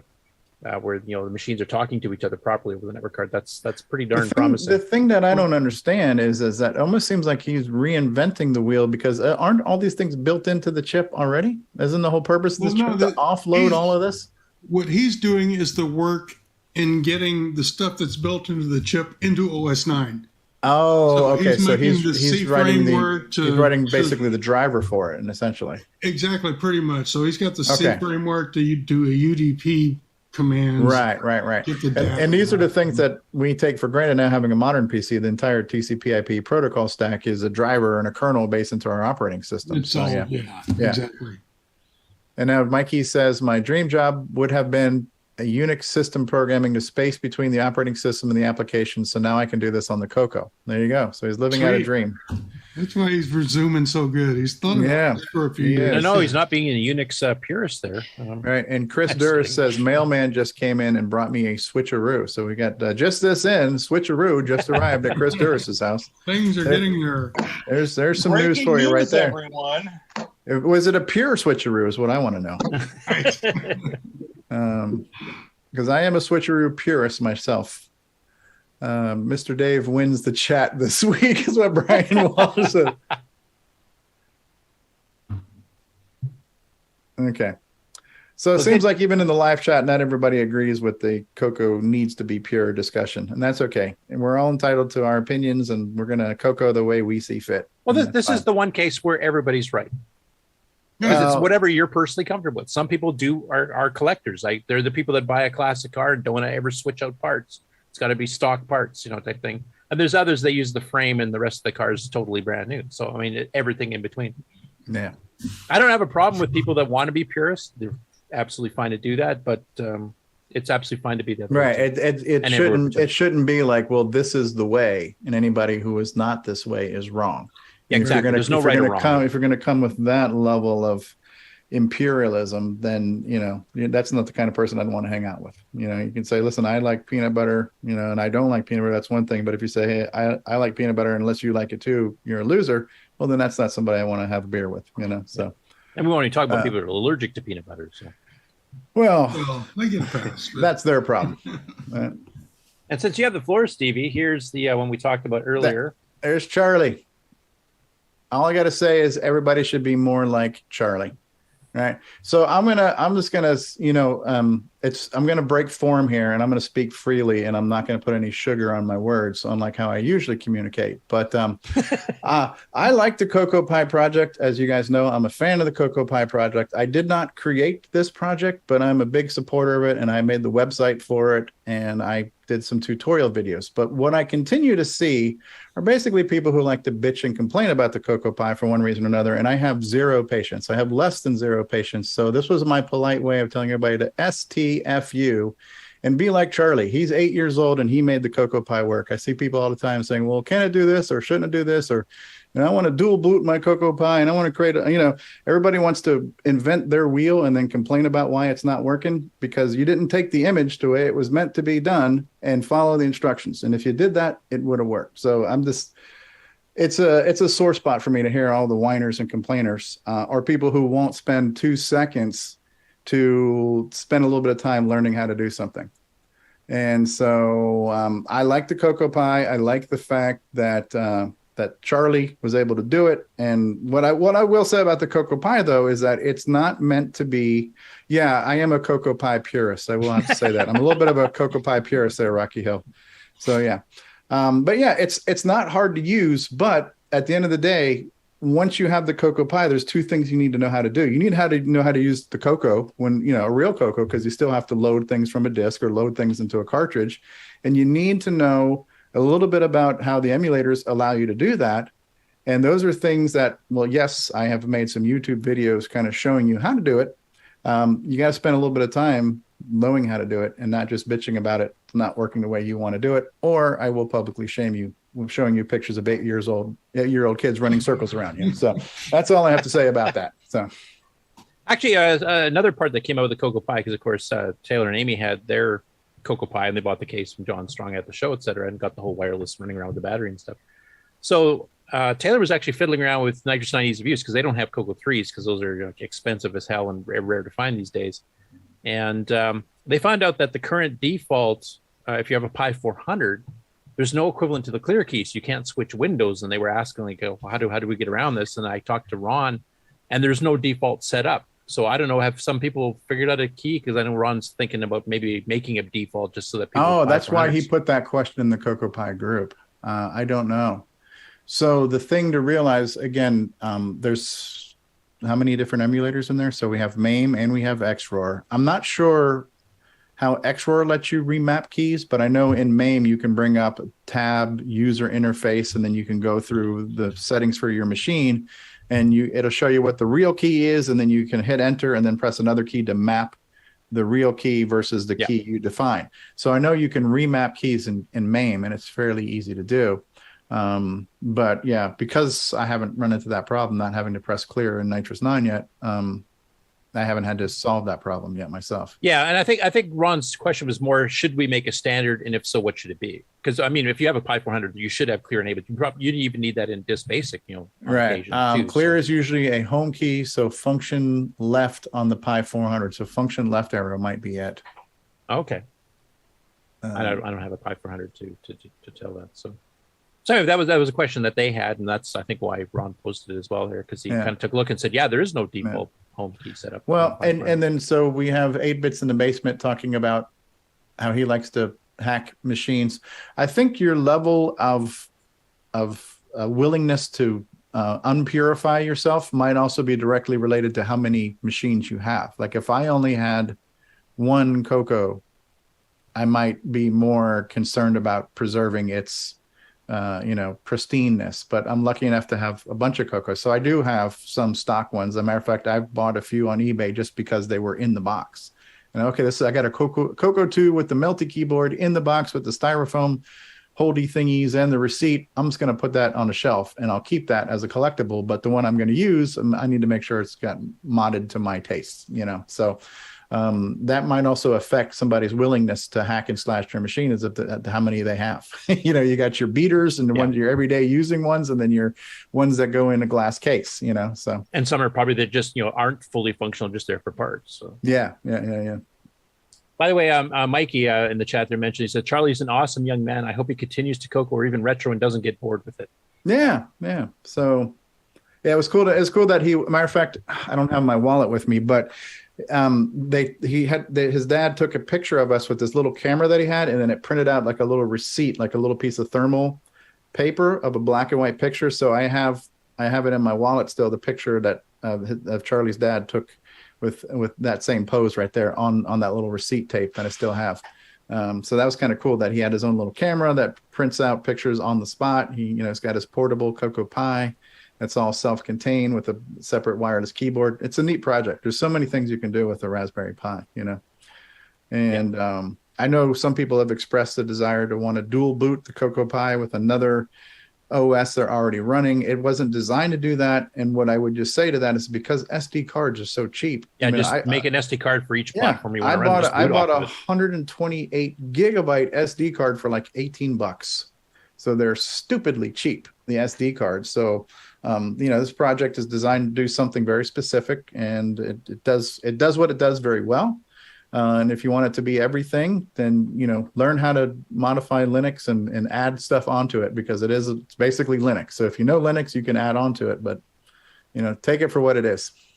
Yeah, and I mean honestly, at that price, you can literally walk to your electronics store and get the the SD card for the price it's going to cost you to drive over there in gas to get it. So save yourself.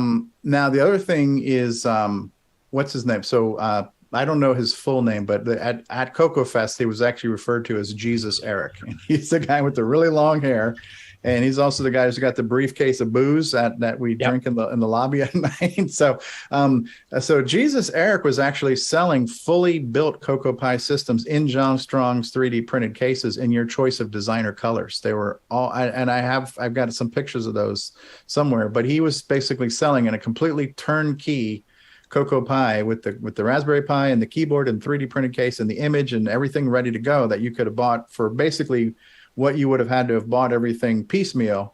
Eric Kudzin is what Jim Brain just said, right? So he was selling those ready to go and had some really cool. There was a Darth Vader one that was all black. There was red ones. There were pink ones. There was this really cool that John Strong was giving him kind of free reign on his cases. And John even had a side panel on the case where you had the whole serial access point to all those header pins. Basically like imagine a cartridge slot on the left side, and that's where all the header pins were, because there's tons of stuff you can plug into your CoCoPi or retro, Raspberry Pis that you can plug into all kinds of stuff to there. So he actually had some custom, not only colors, but some custom design John Strong cases to go with this. So I thought that was really neat to see. Yeah, this fest was the fest of the Pi, a lot of Pi stuff going on at this fest. Yep, there was. No, just a good, because one thing we've talked about before about, CoCoFEST and the CoCo and retro communities in general is we need new blood. It just can't be us old farts till we die off and then the whole scene ends. We can die purely though. Yeah, true. but getting young blood interested in it, especially at this young of an age, and not just playing the games, because they'll try it for a bit, then they'll get onto modern games stuff like that. He's actually using it and learning how to set it up, etc. So that holds a lot of promise, I think, for CoCoFEST the to continue machine's for going to decades. be the game, because new computers aren't anything you can play with, but these old computers, they are a game. Themselves. It's a puzzle, right? So the OS is the game. Yeah, that's true. So OG Hugo is asking, I'd be interested in getting one of those. Are they still available? That's something that Eric was making. I don't, what I have to go through my ppictures. OJ Hugo, if you're on Discord, send me a message, because I think one of the pictures, Eric had put a little away from my table note that had his contact information on there. I'll see if I can find that picture of his contact info, or if somebody has Eric's email or something, put that in the chat. But when you talk about young blood, this is what I liked about going to VCF Midwest. There were a lot more younger people there. And when I say young, like from teenager to early 20s to early 30s, and I would say they made up about 30% of the attendees. So a lot of hipsters are coming to the VCF Midwest. And if we get more hipsters coming to CoCoFEST, some new blood, that would definitely be good just to keep it alive. Keep it going, hopefully maybe even have it grow. And that's where that cross-pollination, like, getting the audio equipment and stuff, so you can actually support going to VCF and representing Glenside and CoCoFEST to kind of spread the word that, this is a fun show to come to too. Now, Fred Pervancha says, if this community is to grow and stay active, we need to come out with new stuff, new hardware, new software, etc. Otherwise, people's interest will wane and the community will diminish. Nostalgia alone will only keep most people's attention for so long. And we should ask him how Andark 3 is coming. All right. So yeah, that was my highlight, was meeting Charlie. Who's this douchebag? Him again? Yeah, he's just kind of hogging all the space here today. I don't know. Jeez, Stevie. This is your part one of your trip to CoCoFEST. I won't play the video here, but did you want to kind of cover what you did in part one and then what you're planning on for part two? Well, part one was basically a quick synopsis of my trip from from home to CoCoFEST. Oh, this is almost like the Traveling Ken's video. Yep, and then what I bought at CoCoFEST, including a disk drive, an original disk drive, so I could keep everything original. Pure. Yes, and it's the pure. FD502 as well, so it's perfect for Nitrous 9. That's a double-sided. You can even throw in a 3.5 in there. And if you would think about purity as when we think about our women, we always want to hook up with the pure one, and then our first thing we want to do is to kind of unpurize her as soon as we can, right? So I'm getting really worried where this is going. That's how we treat our CoCos, right? We want to definitely defile them and deflower them as quickly as possible. You're not selling it, Stevie. It's not helping. Yeah, it's definitely gone to after dark. Yes. My CoCo lacks purity. It's a dirty CoCo. It's a naughty CoCo. It's no longer a virgin CoCo. And I am going to be releasing a part 2 on this for the other 2/3 of the trip across the United States and back home. Because I also did a lot of candy buying on the way home as well as at CoCoFEST. And then my next question for you, Ken, here is how many shots did you take of me napping at the wheel while I was driving? None. You made me put my camera in the trunk, so I couldn't do that. Oh, good. I did remember you that. My brain's kind of foggy. So 6,000 miles and only 2 videos. That's why. Oh, and here's my room. This was Lloydminster, Alberta. Oh, look at that poster there. I recognize that poster. Yeah. Because it's in my room. That's the one you stole. I think that's, no, the one, I don't know if mine had the black tape on it. Is this the one behind the table on the wall in there? Yeah. Yeah. But yeah. I think that's the one I snagged. Yeah. Forest of Doom. Ooh. Hey, Stevie, thank you for letting me know about that. We'll contact the Chicago Police Department on that. I can neither confirm nor deny that allegation. Now, this is, like you said, this isn't your whole haul. This is the haul you had from CoCoFEST itself, and then you got your other stuff that you picked on the way. Yeah. Well, that's the small things I picked up. Oh, from right. Yeah, you CoCoFest, have your... and then a couple other things that... Super. I think everybody at CoCoFEST bought one of these from what I can tell. Yeah, and eventually it's going to go into one of my computers. Yeah, I'm going to do mine eventually, too. Yeah, me too. Sadly, I couldn't get the one I wanted because they'd all sold out. Because I wanted one of the CoCo 3 This product ones too. probably sets a new record for the most sales of a product that has not even been unwrapped yet. Rick doesn't care. He got paid. Because I want to keep it pure. Because once I take it out of its bubble wrap and the oxygen hits it, it will start to lose its purity. Oh, I wrecked that one already then. I guess I got to buy another one. All right. Yeah, you got to stroke that keyboard good. So as we can see here, it's got like these little button things, and they kind of look like these little clicky button thingies. And if you flip it over, it's got solder joints that hold the button thingies here, and it's pretty neat. And a very, I could be talking about how you can switch the arrow keys around. Yeah, and then right here it came, in this little bubble wrap. It's a beauty of a bubble wrap. And Ken, you've obviously been talking to Rocky Hill here because he mentions in the comments that you couldn't take pictures because you were too busy white knuckling the upholstery with my driving. So, which probably isn't far off the truth. I was just bracing for impact. Which time? Yeah. So anyway, like he goes and he shows off his floppy drive here. So this is just for David Ladd. Ooh, floppy. Oh yes, and the FD502 floppy controller actually has a 28-pin socket, so you can change the ROM with the current EEPROM. Oh, I am so excited. Oh yes, I am, baby. David's white knuckling right now, just trying to hold himself back. Yes, he's white knuckling something. Are you watching my other webcam? David. The only David Ladd webcam? That's an IP I blocked over That's here. right. So. Make sure Mikey Furman blocks that on his CoCo IO firmware too, so we don't stumble across it. So look forward to part 2. You can definitely go through this. He goes a lot of explanation, and he covers part of the drive, marathon drives to the show and stuff too. Are you planning on covering the Amigos? I can't remember. Did you take any pictures when we were down there? I took a couple pictures. Yeah, so that's stuff that'll be in the second episode. I'm not going to be down for Boat Fest because I'm going to go to BCF Midwest instead. Is that a nautical convention? Yes. Okay. I'll be there. I'll live report from it on CoCoTALK that day. And you're going to do the news from there too? What's that? You're going to do the news from Boatfest as well? I could try. But you've seen what their live stream internet's like. It's worse than yours, so I don't know if that'll work too well. Oh, what are we looking at here? So this is one I just stumbled upon. I wasn't expecting this. There's a channel called Montgomery Computers, and this is a promo for an upcoming video they have that they're doing specifically about the CoCo 3.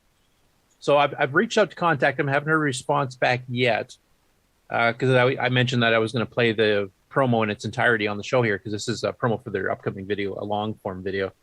Okay. But I don't really know exactly what all is being covered, so I'll just play this, and then we'll check out the real video when it comes out later.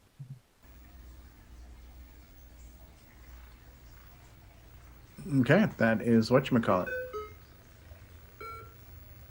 Oh, hey. What's going on? Arkanoid. Oh, man.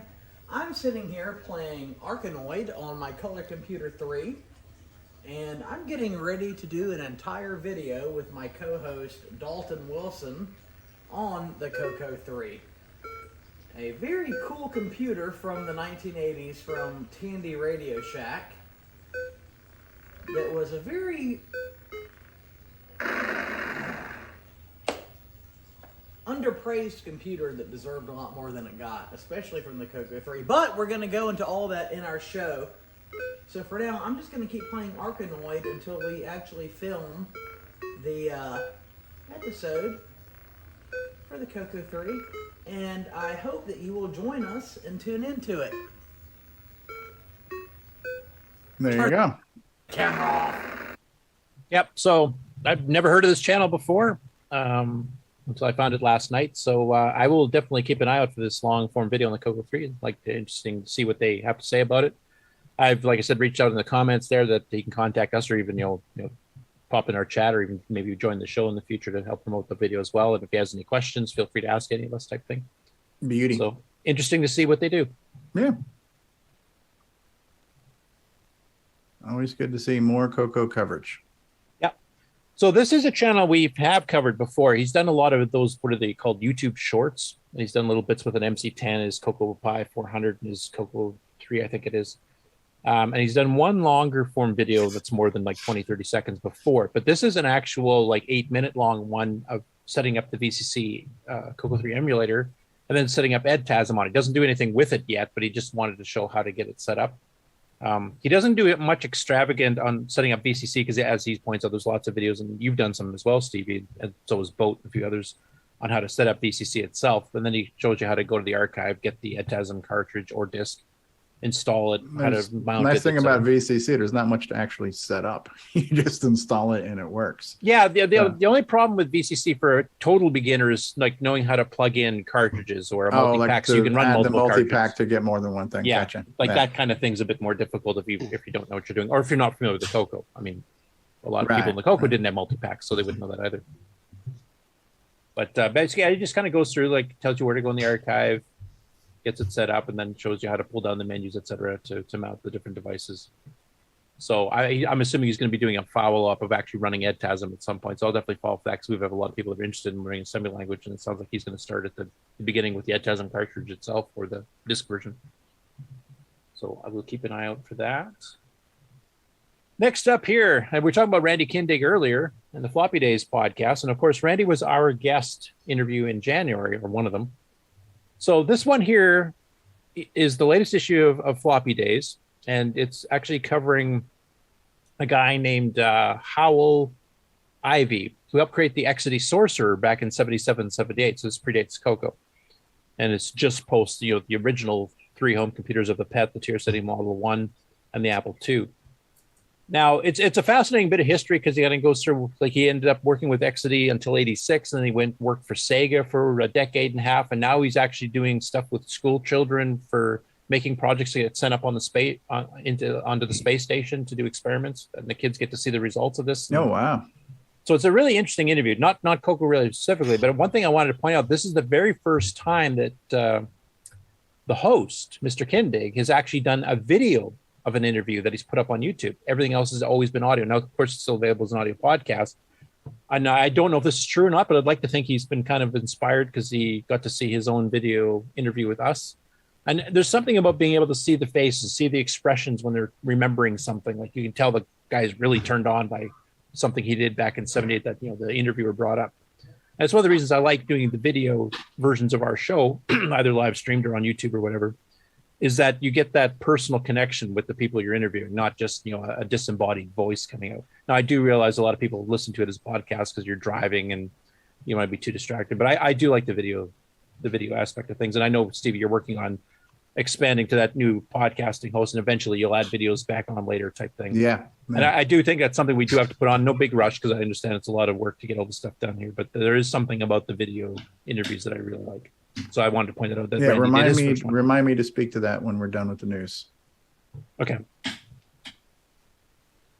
Anyway, it's a fascinating history of the XD Sorcerer. The fact that this computer was produced in the States and was much more popular selling in Australia and Europe. And Randy asked him, I'll just mention one little quick story. He said, yeah, so you guys, it didn't last for too long and it changed hands. Like they ended up selling the design specs to a different company that kept it going for a couple extra years. And they said, well, how did it work as far as sales and stuff goes? And he said it was too successful. So when they went in to make the XD Sorcerer, and this is 77, 78, when they're designing all this, they were expecting to sell about 400 or 500. And they went to a CES show. They had 4,000 orders within 2 weeks. And they just couldn't keep up because it was like a 2 or 3 man operation. They were hand soldering all these boards, putting in the cases, testing them and everything else. And they kind of fell so far behind that shipments were delayed for months type thing. It almost sounded like COVID. And that it was too successful for its own good and they couldn't keep up. So there's such a thing as too much success. I have no idea what that's actually like, but that's what he said. This one, I know you reacted to this, Stevie, as well as a few others did too. So this is a bit of sad news from John Whitworth. Of course, he's the guy behind Dragon Plus Electronics, which does a lot of Dragon and even CoCo related stuff, including the Super Sprite FM Plus board, which is basically the MSX chipset for graphics and sound that will plug into a CoCo or Dragon. And we've actually seen some of the AGD stuff that Per Surratt and Kees van Os have been working on that uses those enhancements, which is like 16 color games with multi-voice sound running in the background on a CoCo 1 or 2 with these upgrade boards. Now, as he explained in this post here that he put on the CoCo group and on the Dragon group, the last few months for him has not been very good. He got diagnosed with leukemia, and he had to go through a whole bunch of medical treatments, etc. Now he's doing a bit better, but he doesn't want to push himself. So he's going to still try to make some of these boards and stuff here, but he's not going to be doing the finished product versions. It's going to be kits only, so that's a lot less work for him. Now, if he keeps getting better and his health looks like it's going to stay good, then he's... Who the hell's making all that background noise? You're killing me. Somebody mute yourself. So at any rate, the fact that he's doing better enough that he's actually going to do the kits, because he was seriously considering shutting down Dragon Plus Electronics completely and just stopping because he was dealing with his own health issues. So the fact that he's doing a bit better enough that he's back to doing the kits and is contemplating, if it keeps going well, that he'll actually start selling it fully again is great news. But for people that may have been trying to get a Super Sprite FM Plus or some of the other stuff that he manufactures for the Dragon and wasn't getting responses, etc., that's what happened. So thanks for updating us on that, John. I'm glad you're doing better and hope it continues to keep getting better. Family first, health first, man. You got to take care of yourself before you can take care of anything else. Yeah. And we've had recently in the CoCo community that's happened too. I don't know if that wants to be made public or not. I know we told a bunch of us at the fest here. So if he's in chat or something or wants to mention, if it's okay to talk about it, I will, but I won't mention him by name at that point. But that's been happening in the local CoCo community in North America as well. Next up, this is a pretty cool one. So this is Tim Gilbert's. We had him on the Dragon Talk special, the massive 6-hour show, because 4 isn't long enough. And he's the guy that was behind Gilsoft, and they did some cross-platform adventure games and stuff. They did stuff for the Dragon, the Spectrum, and some other machines at the time. So this is his take on the big computer museum in Cambridge, UK, which we talked about on the show before it happened. And basically they were doing a special at the computer museum of a bunch of people coming in for a weekend, kind of a fest style thing, of machines that were celebrating their 40th anniversaries, because this includes the Spectrum, ZX Spectrum. It includes the Dragon 32. It includes the Commodore 64 and a whole whack load of other machines. And they had a big, weekend fest there with people hands-on coming to take a look at all these machines. They had other older machines there too, but they were That was the main focus. So in this case, Tim Gilbert put together this video where he's kind of talking. He goes through a couple magazines actually from that era, from 1982, announcing new computers and all the hardware and software available. And he kind of goes page by page. He has some photos and stuff from the actual show itself, talking about some of the different computers. This is only part 1, so he's actually got more and another one coming up, possibly up to 3 episodes, he says. So this one in particular is half an hour, but there's a lot of really cool stuff. If you're just into general retro, this one doesn't really kick off on the Dragon much at this point, though that will be coming in one of the future ones.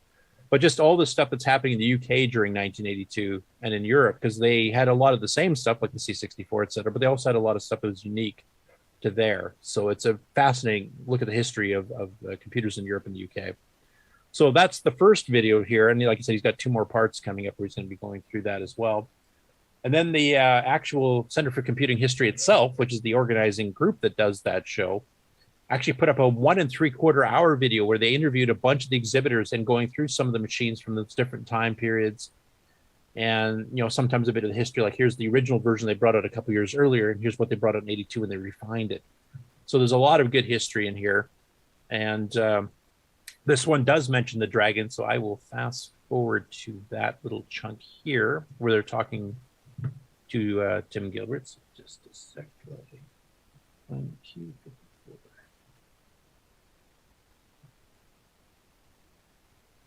4. All right, cheers.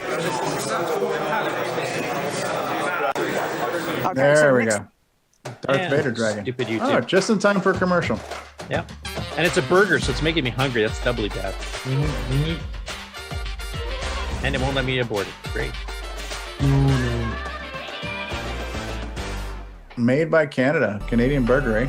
Oh, Jesus, geez, Curtis. What the hell? It's almost as bad as listening to people's background noise on this damn show.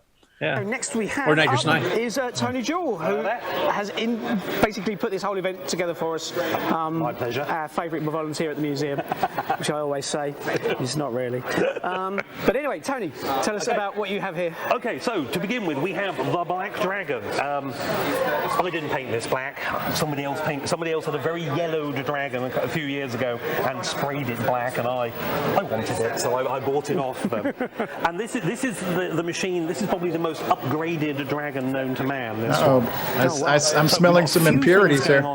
This is a Raspberry Pico microcontroller. Oh, total distortion. Between the processor and the Dragon's old graphics chip over here, and it's basically emulating the graphics of the Dragon. Now, the Dragon famously has shaky, wobbly graphics. If you look here, this is the output from the Dragon normally, and this is the output from the Raspberry Pico. Right. So this is outputting VGA into there. But see them side by side there. Because it's all emulated in software, I can do stuff that no Dragon has ever been able to do. So to boldly go where no Dragon has gone before. Oh, look at that. We got border colors. Back in the day, I can change. I think Marentes would like this. Yeah. And I can change the fonts. And so now it's a ZX Spectrum kind of Dragon. Oh, look at that. And there's the original the other one display next over to there. it. Wow. And that's impressive. What I can also do now extremely is I can change the unpure colours in games to make them better. So, that's on.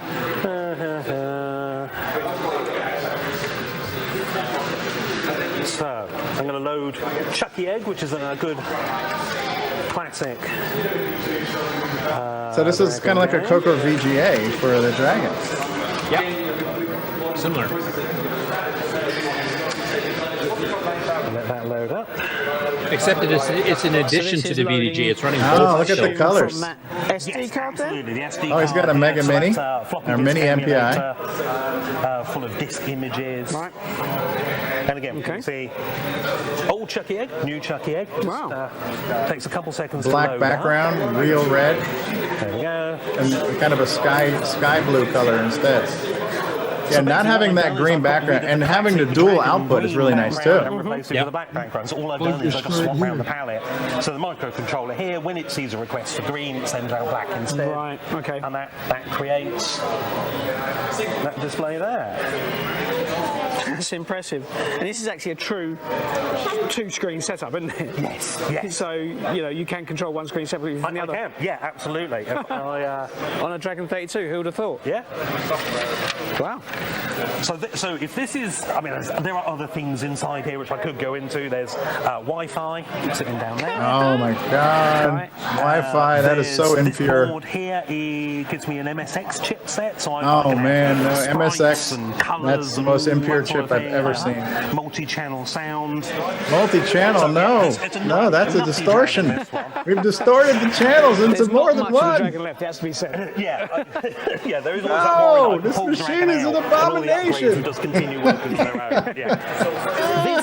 Alternatively, this would be your peak Dragon 1984, perhaps. So everything here is period. So we've got floppy drives. Oh, that's rare. And inside this one, With a we've GoTech. got, a Dragon Plus board. So what this does is it gives it an extra 64K, right, and it gives it a 6845 video chip, which I think the bead. Oh, that's like the 80 column card, right? And again, this is true two screen. So we have an 80 column text mode running over here, which is showing me what I'm plotting, and out here on the Dragon's original graphics screen, we've got the Mandelbrot that it's drawing. I started this when I got here at 9 a.m. So oh, really? Yeah. We need James Diffendaffer to optimize a few things there. Yeah, it's a proper two-screen display. I would have loved this when I was a kid because I could have done all my programming here and I could have seen the graphics running on there. Yeah, that would have been my dream machine. So that board, that was made at the time? Yeah, 1984. So Right. Presents Dragon Plus board. Okay. So yeah, it's a period thing. Interesting. Not many were made. So that has the seal of purity approval on it. Yeah. And not many were sold. I mean, 1984, 1985, I think I was. We need to get thinking little about getting stickers saying this Atari is at that point. So puritanically approved. rare, but yeah, quite powerful as well. Or just a little reject rubber stamp for anything else. A pair of Philips green screen monitors there as well. Oh yeah. Moving on, so we've got the Sharp NZ80A. Anyway, I'll let you guys go check out all the other ones. Like I said, there's That's an hour cool. and 3/4 of all kinds of fastening machines. Some we've seen before when we've caught some of the computer museum stuff, and some that I've never seen before. So there's some pretty cool stuff in there. So, All right. It's like when I know Nick Marenti's always talking about how he hates the borders and he hates the green screens. And, there was a time when we had no other choice, but we live in a time now where we've got the choice. So if you don't want the border and you don't want the green background, you can, maybe depurify yourself and have a better quality experience. yeah. And I have to say, in the chat there, I'm severely disappointed with Chris Juris here that he's not willing to share his hamburger with me because he's making one right now. Actually, he's making a pizza. That's even worse. I like pizza better than hamburgers. Or That's pizza okay, burger. Curtis. I'm having some chicken chili right now. Oh, shut up, David. I'm having water, and I just finished that, so I'm screwed. Anyway, that is the news for this week. Okay, why is there only two of us on the screen? I'm confused. Because the two of you are spotlighted. Oh, see, I'm not driving this train right now, so I can take no. But you were so when it comes to the podcast version of the show. So if you guys are watching us right now, you know that we're live, right? And don't spotlight me. Just go back to the normal panel. Well, I'm working on it. Oh, you're working on it. Okay. Yeah, I don't need a spotlight. So if you're watching us live, you're already aware that we're a live stream show, but there's always been, or has been for a long time, the podcast replay. And for a long time, that was both audio and video. And it started off as just audio, and then we had the ability to add video. So if you are traveling and you listen to podcasts on whatever podcast app you have, you can always listen to the show.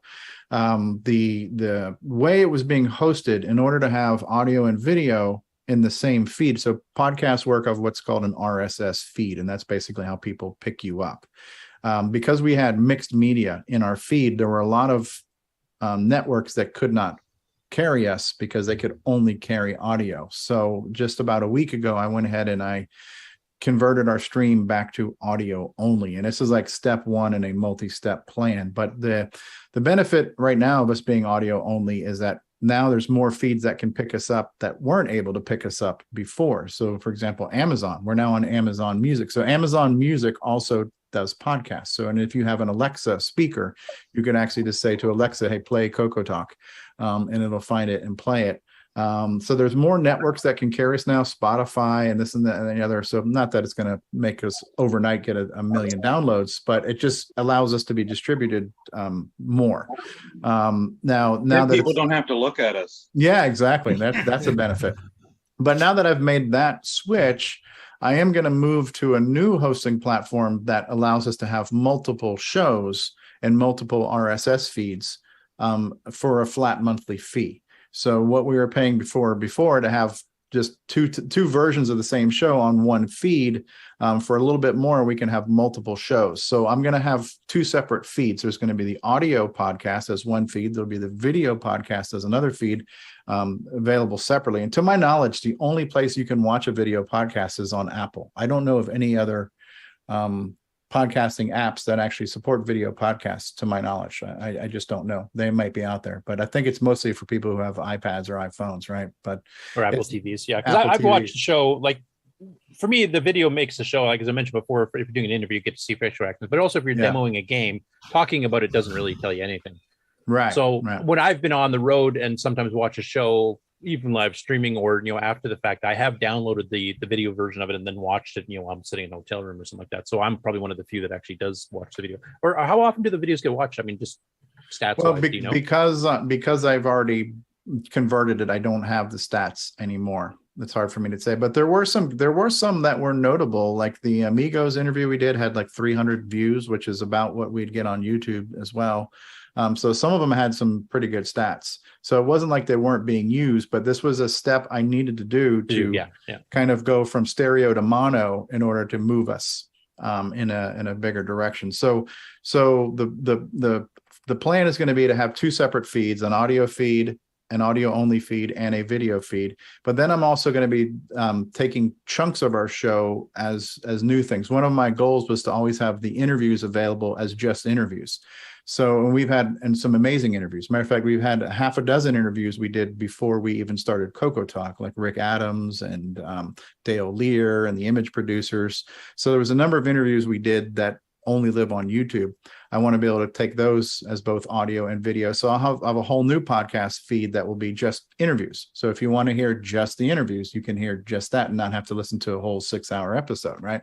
So there'll be a lot more content coming down the road, but it's just going to be time to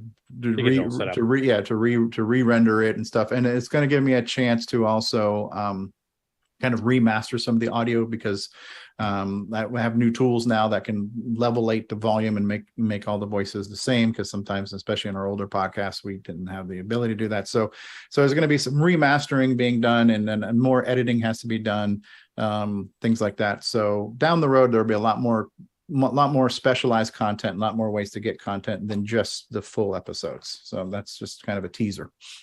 Does your new tools for fixing audio, will that help fix that tinny, crappy mic I had the first year or two?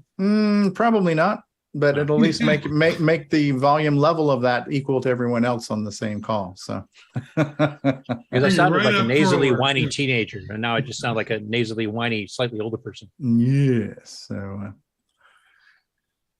so more stuff coming down the road. Cool.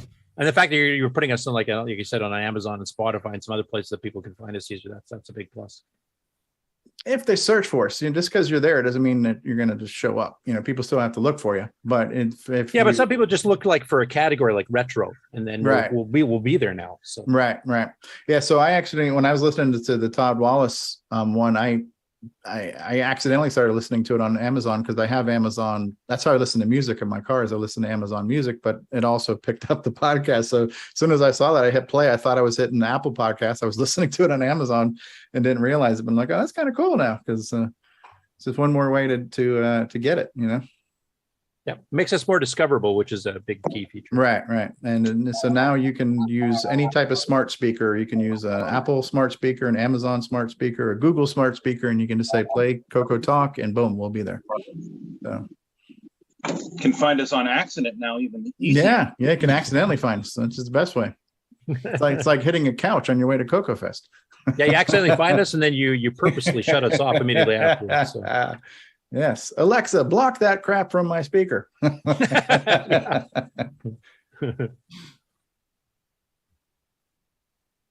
got a question from Tom Eric Gunderson in the chat too. He says a very long time ago you had an interview with the Donkey King author Chris Latham, correct? Yes.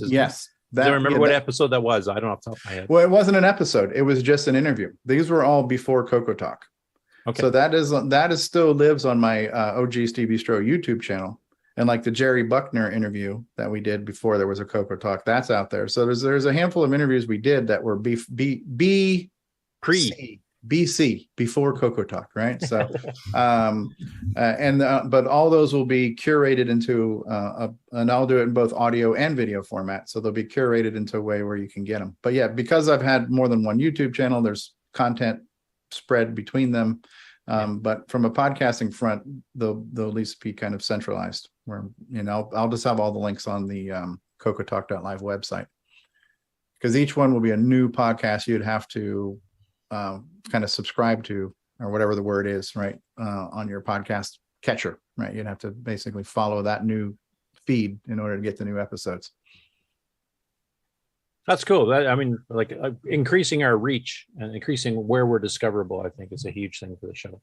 Right. And then providing some of the specialized content too in its own feed. So if you want to just hear interviews, you can subscribe to the interview only version of the show, right? And things like that. So, well, when's the special Nitrous 9 only version of the show starting? That's what I really want. Oh, well, I don't know that there's technology is advanced enough to house that much information. So we have to wait. Just hit clear, man. Yeah. Unless you've got a Cocoa Pi and there's no Pi 400 and there's no clear key. Right? So.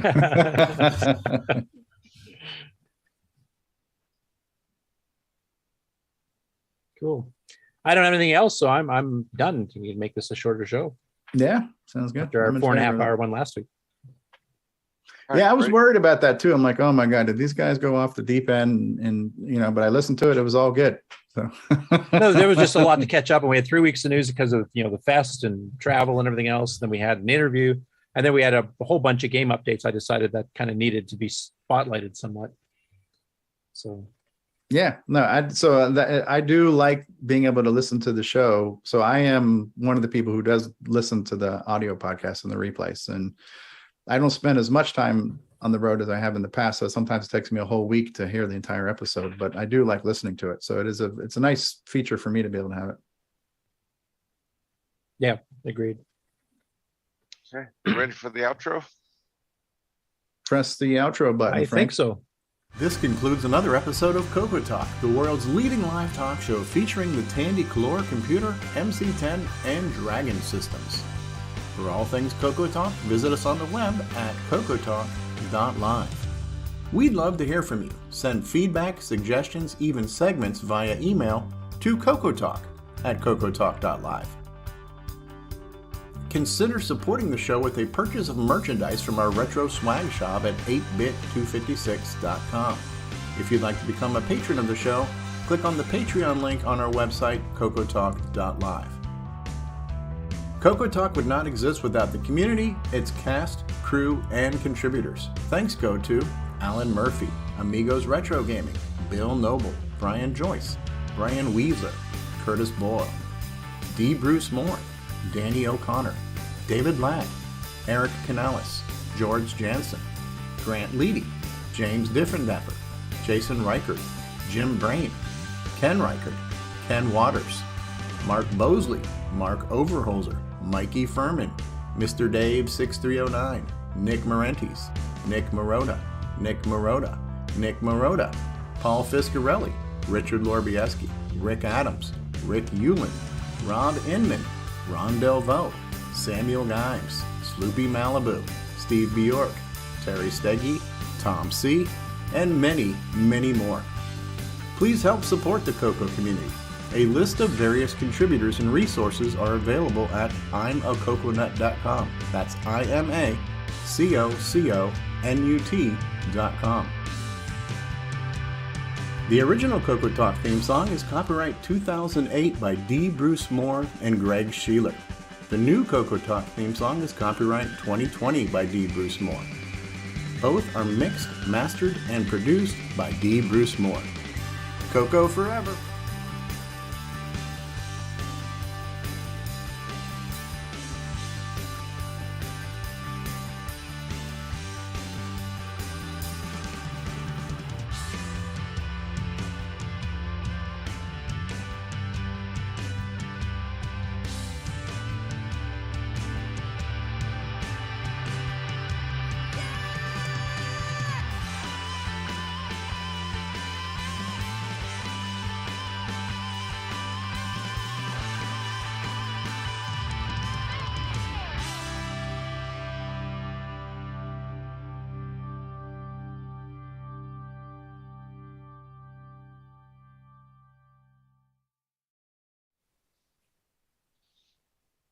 We're back.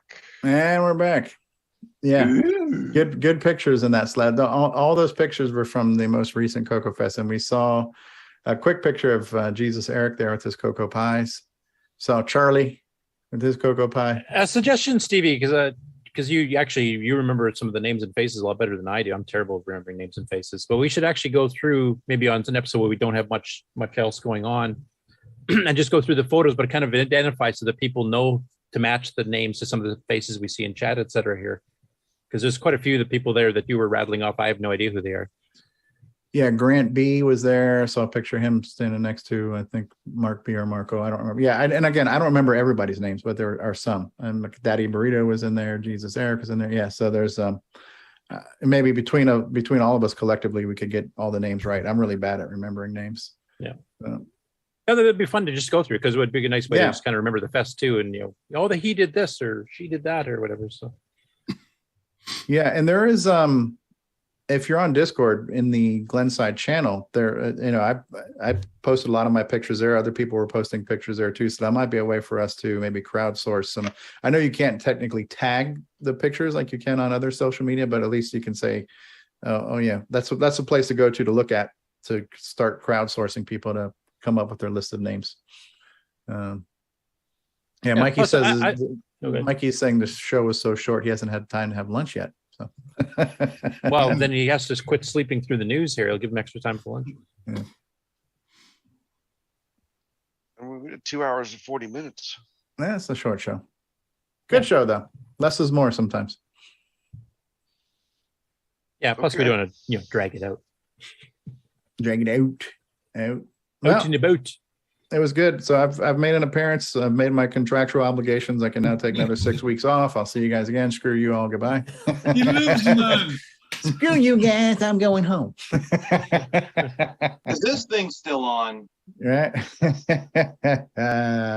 I think it would be funny now. We should just make some mock stickers that we can put on computers now to say if they're pure or not. A little the purity seal of approval. Certified pure. Certified pure system. Now, if you see all the pictures of us all eating dinner and enjoying ourselves there at CoCoFest, if one person at any time at any of those tables had started talking about how pure they needed things, they'd be like, dude, get the hell out of this table here. We're trying to enjoy ourselves here. Take your purity conversation somewhere else. I don't want to hear it. There'd have been a food fight. Oh dear God! All right, press the button before we just go off the rails. Okay. Say goodbye. Bye, everybody.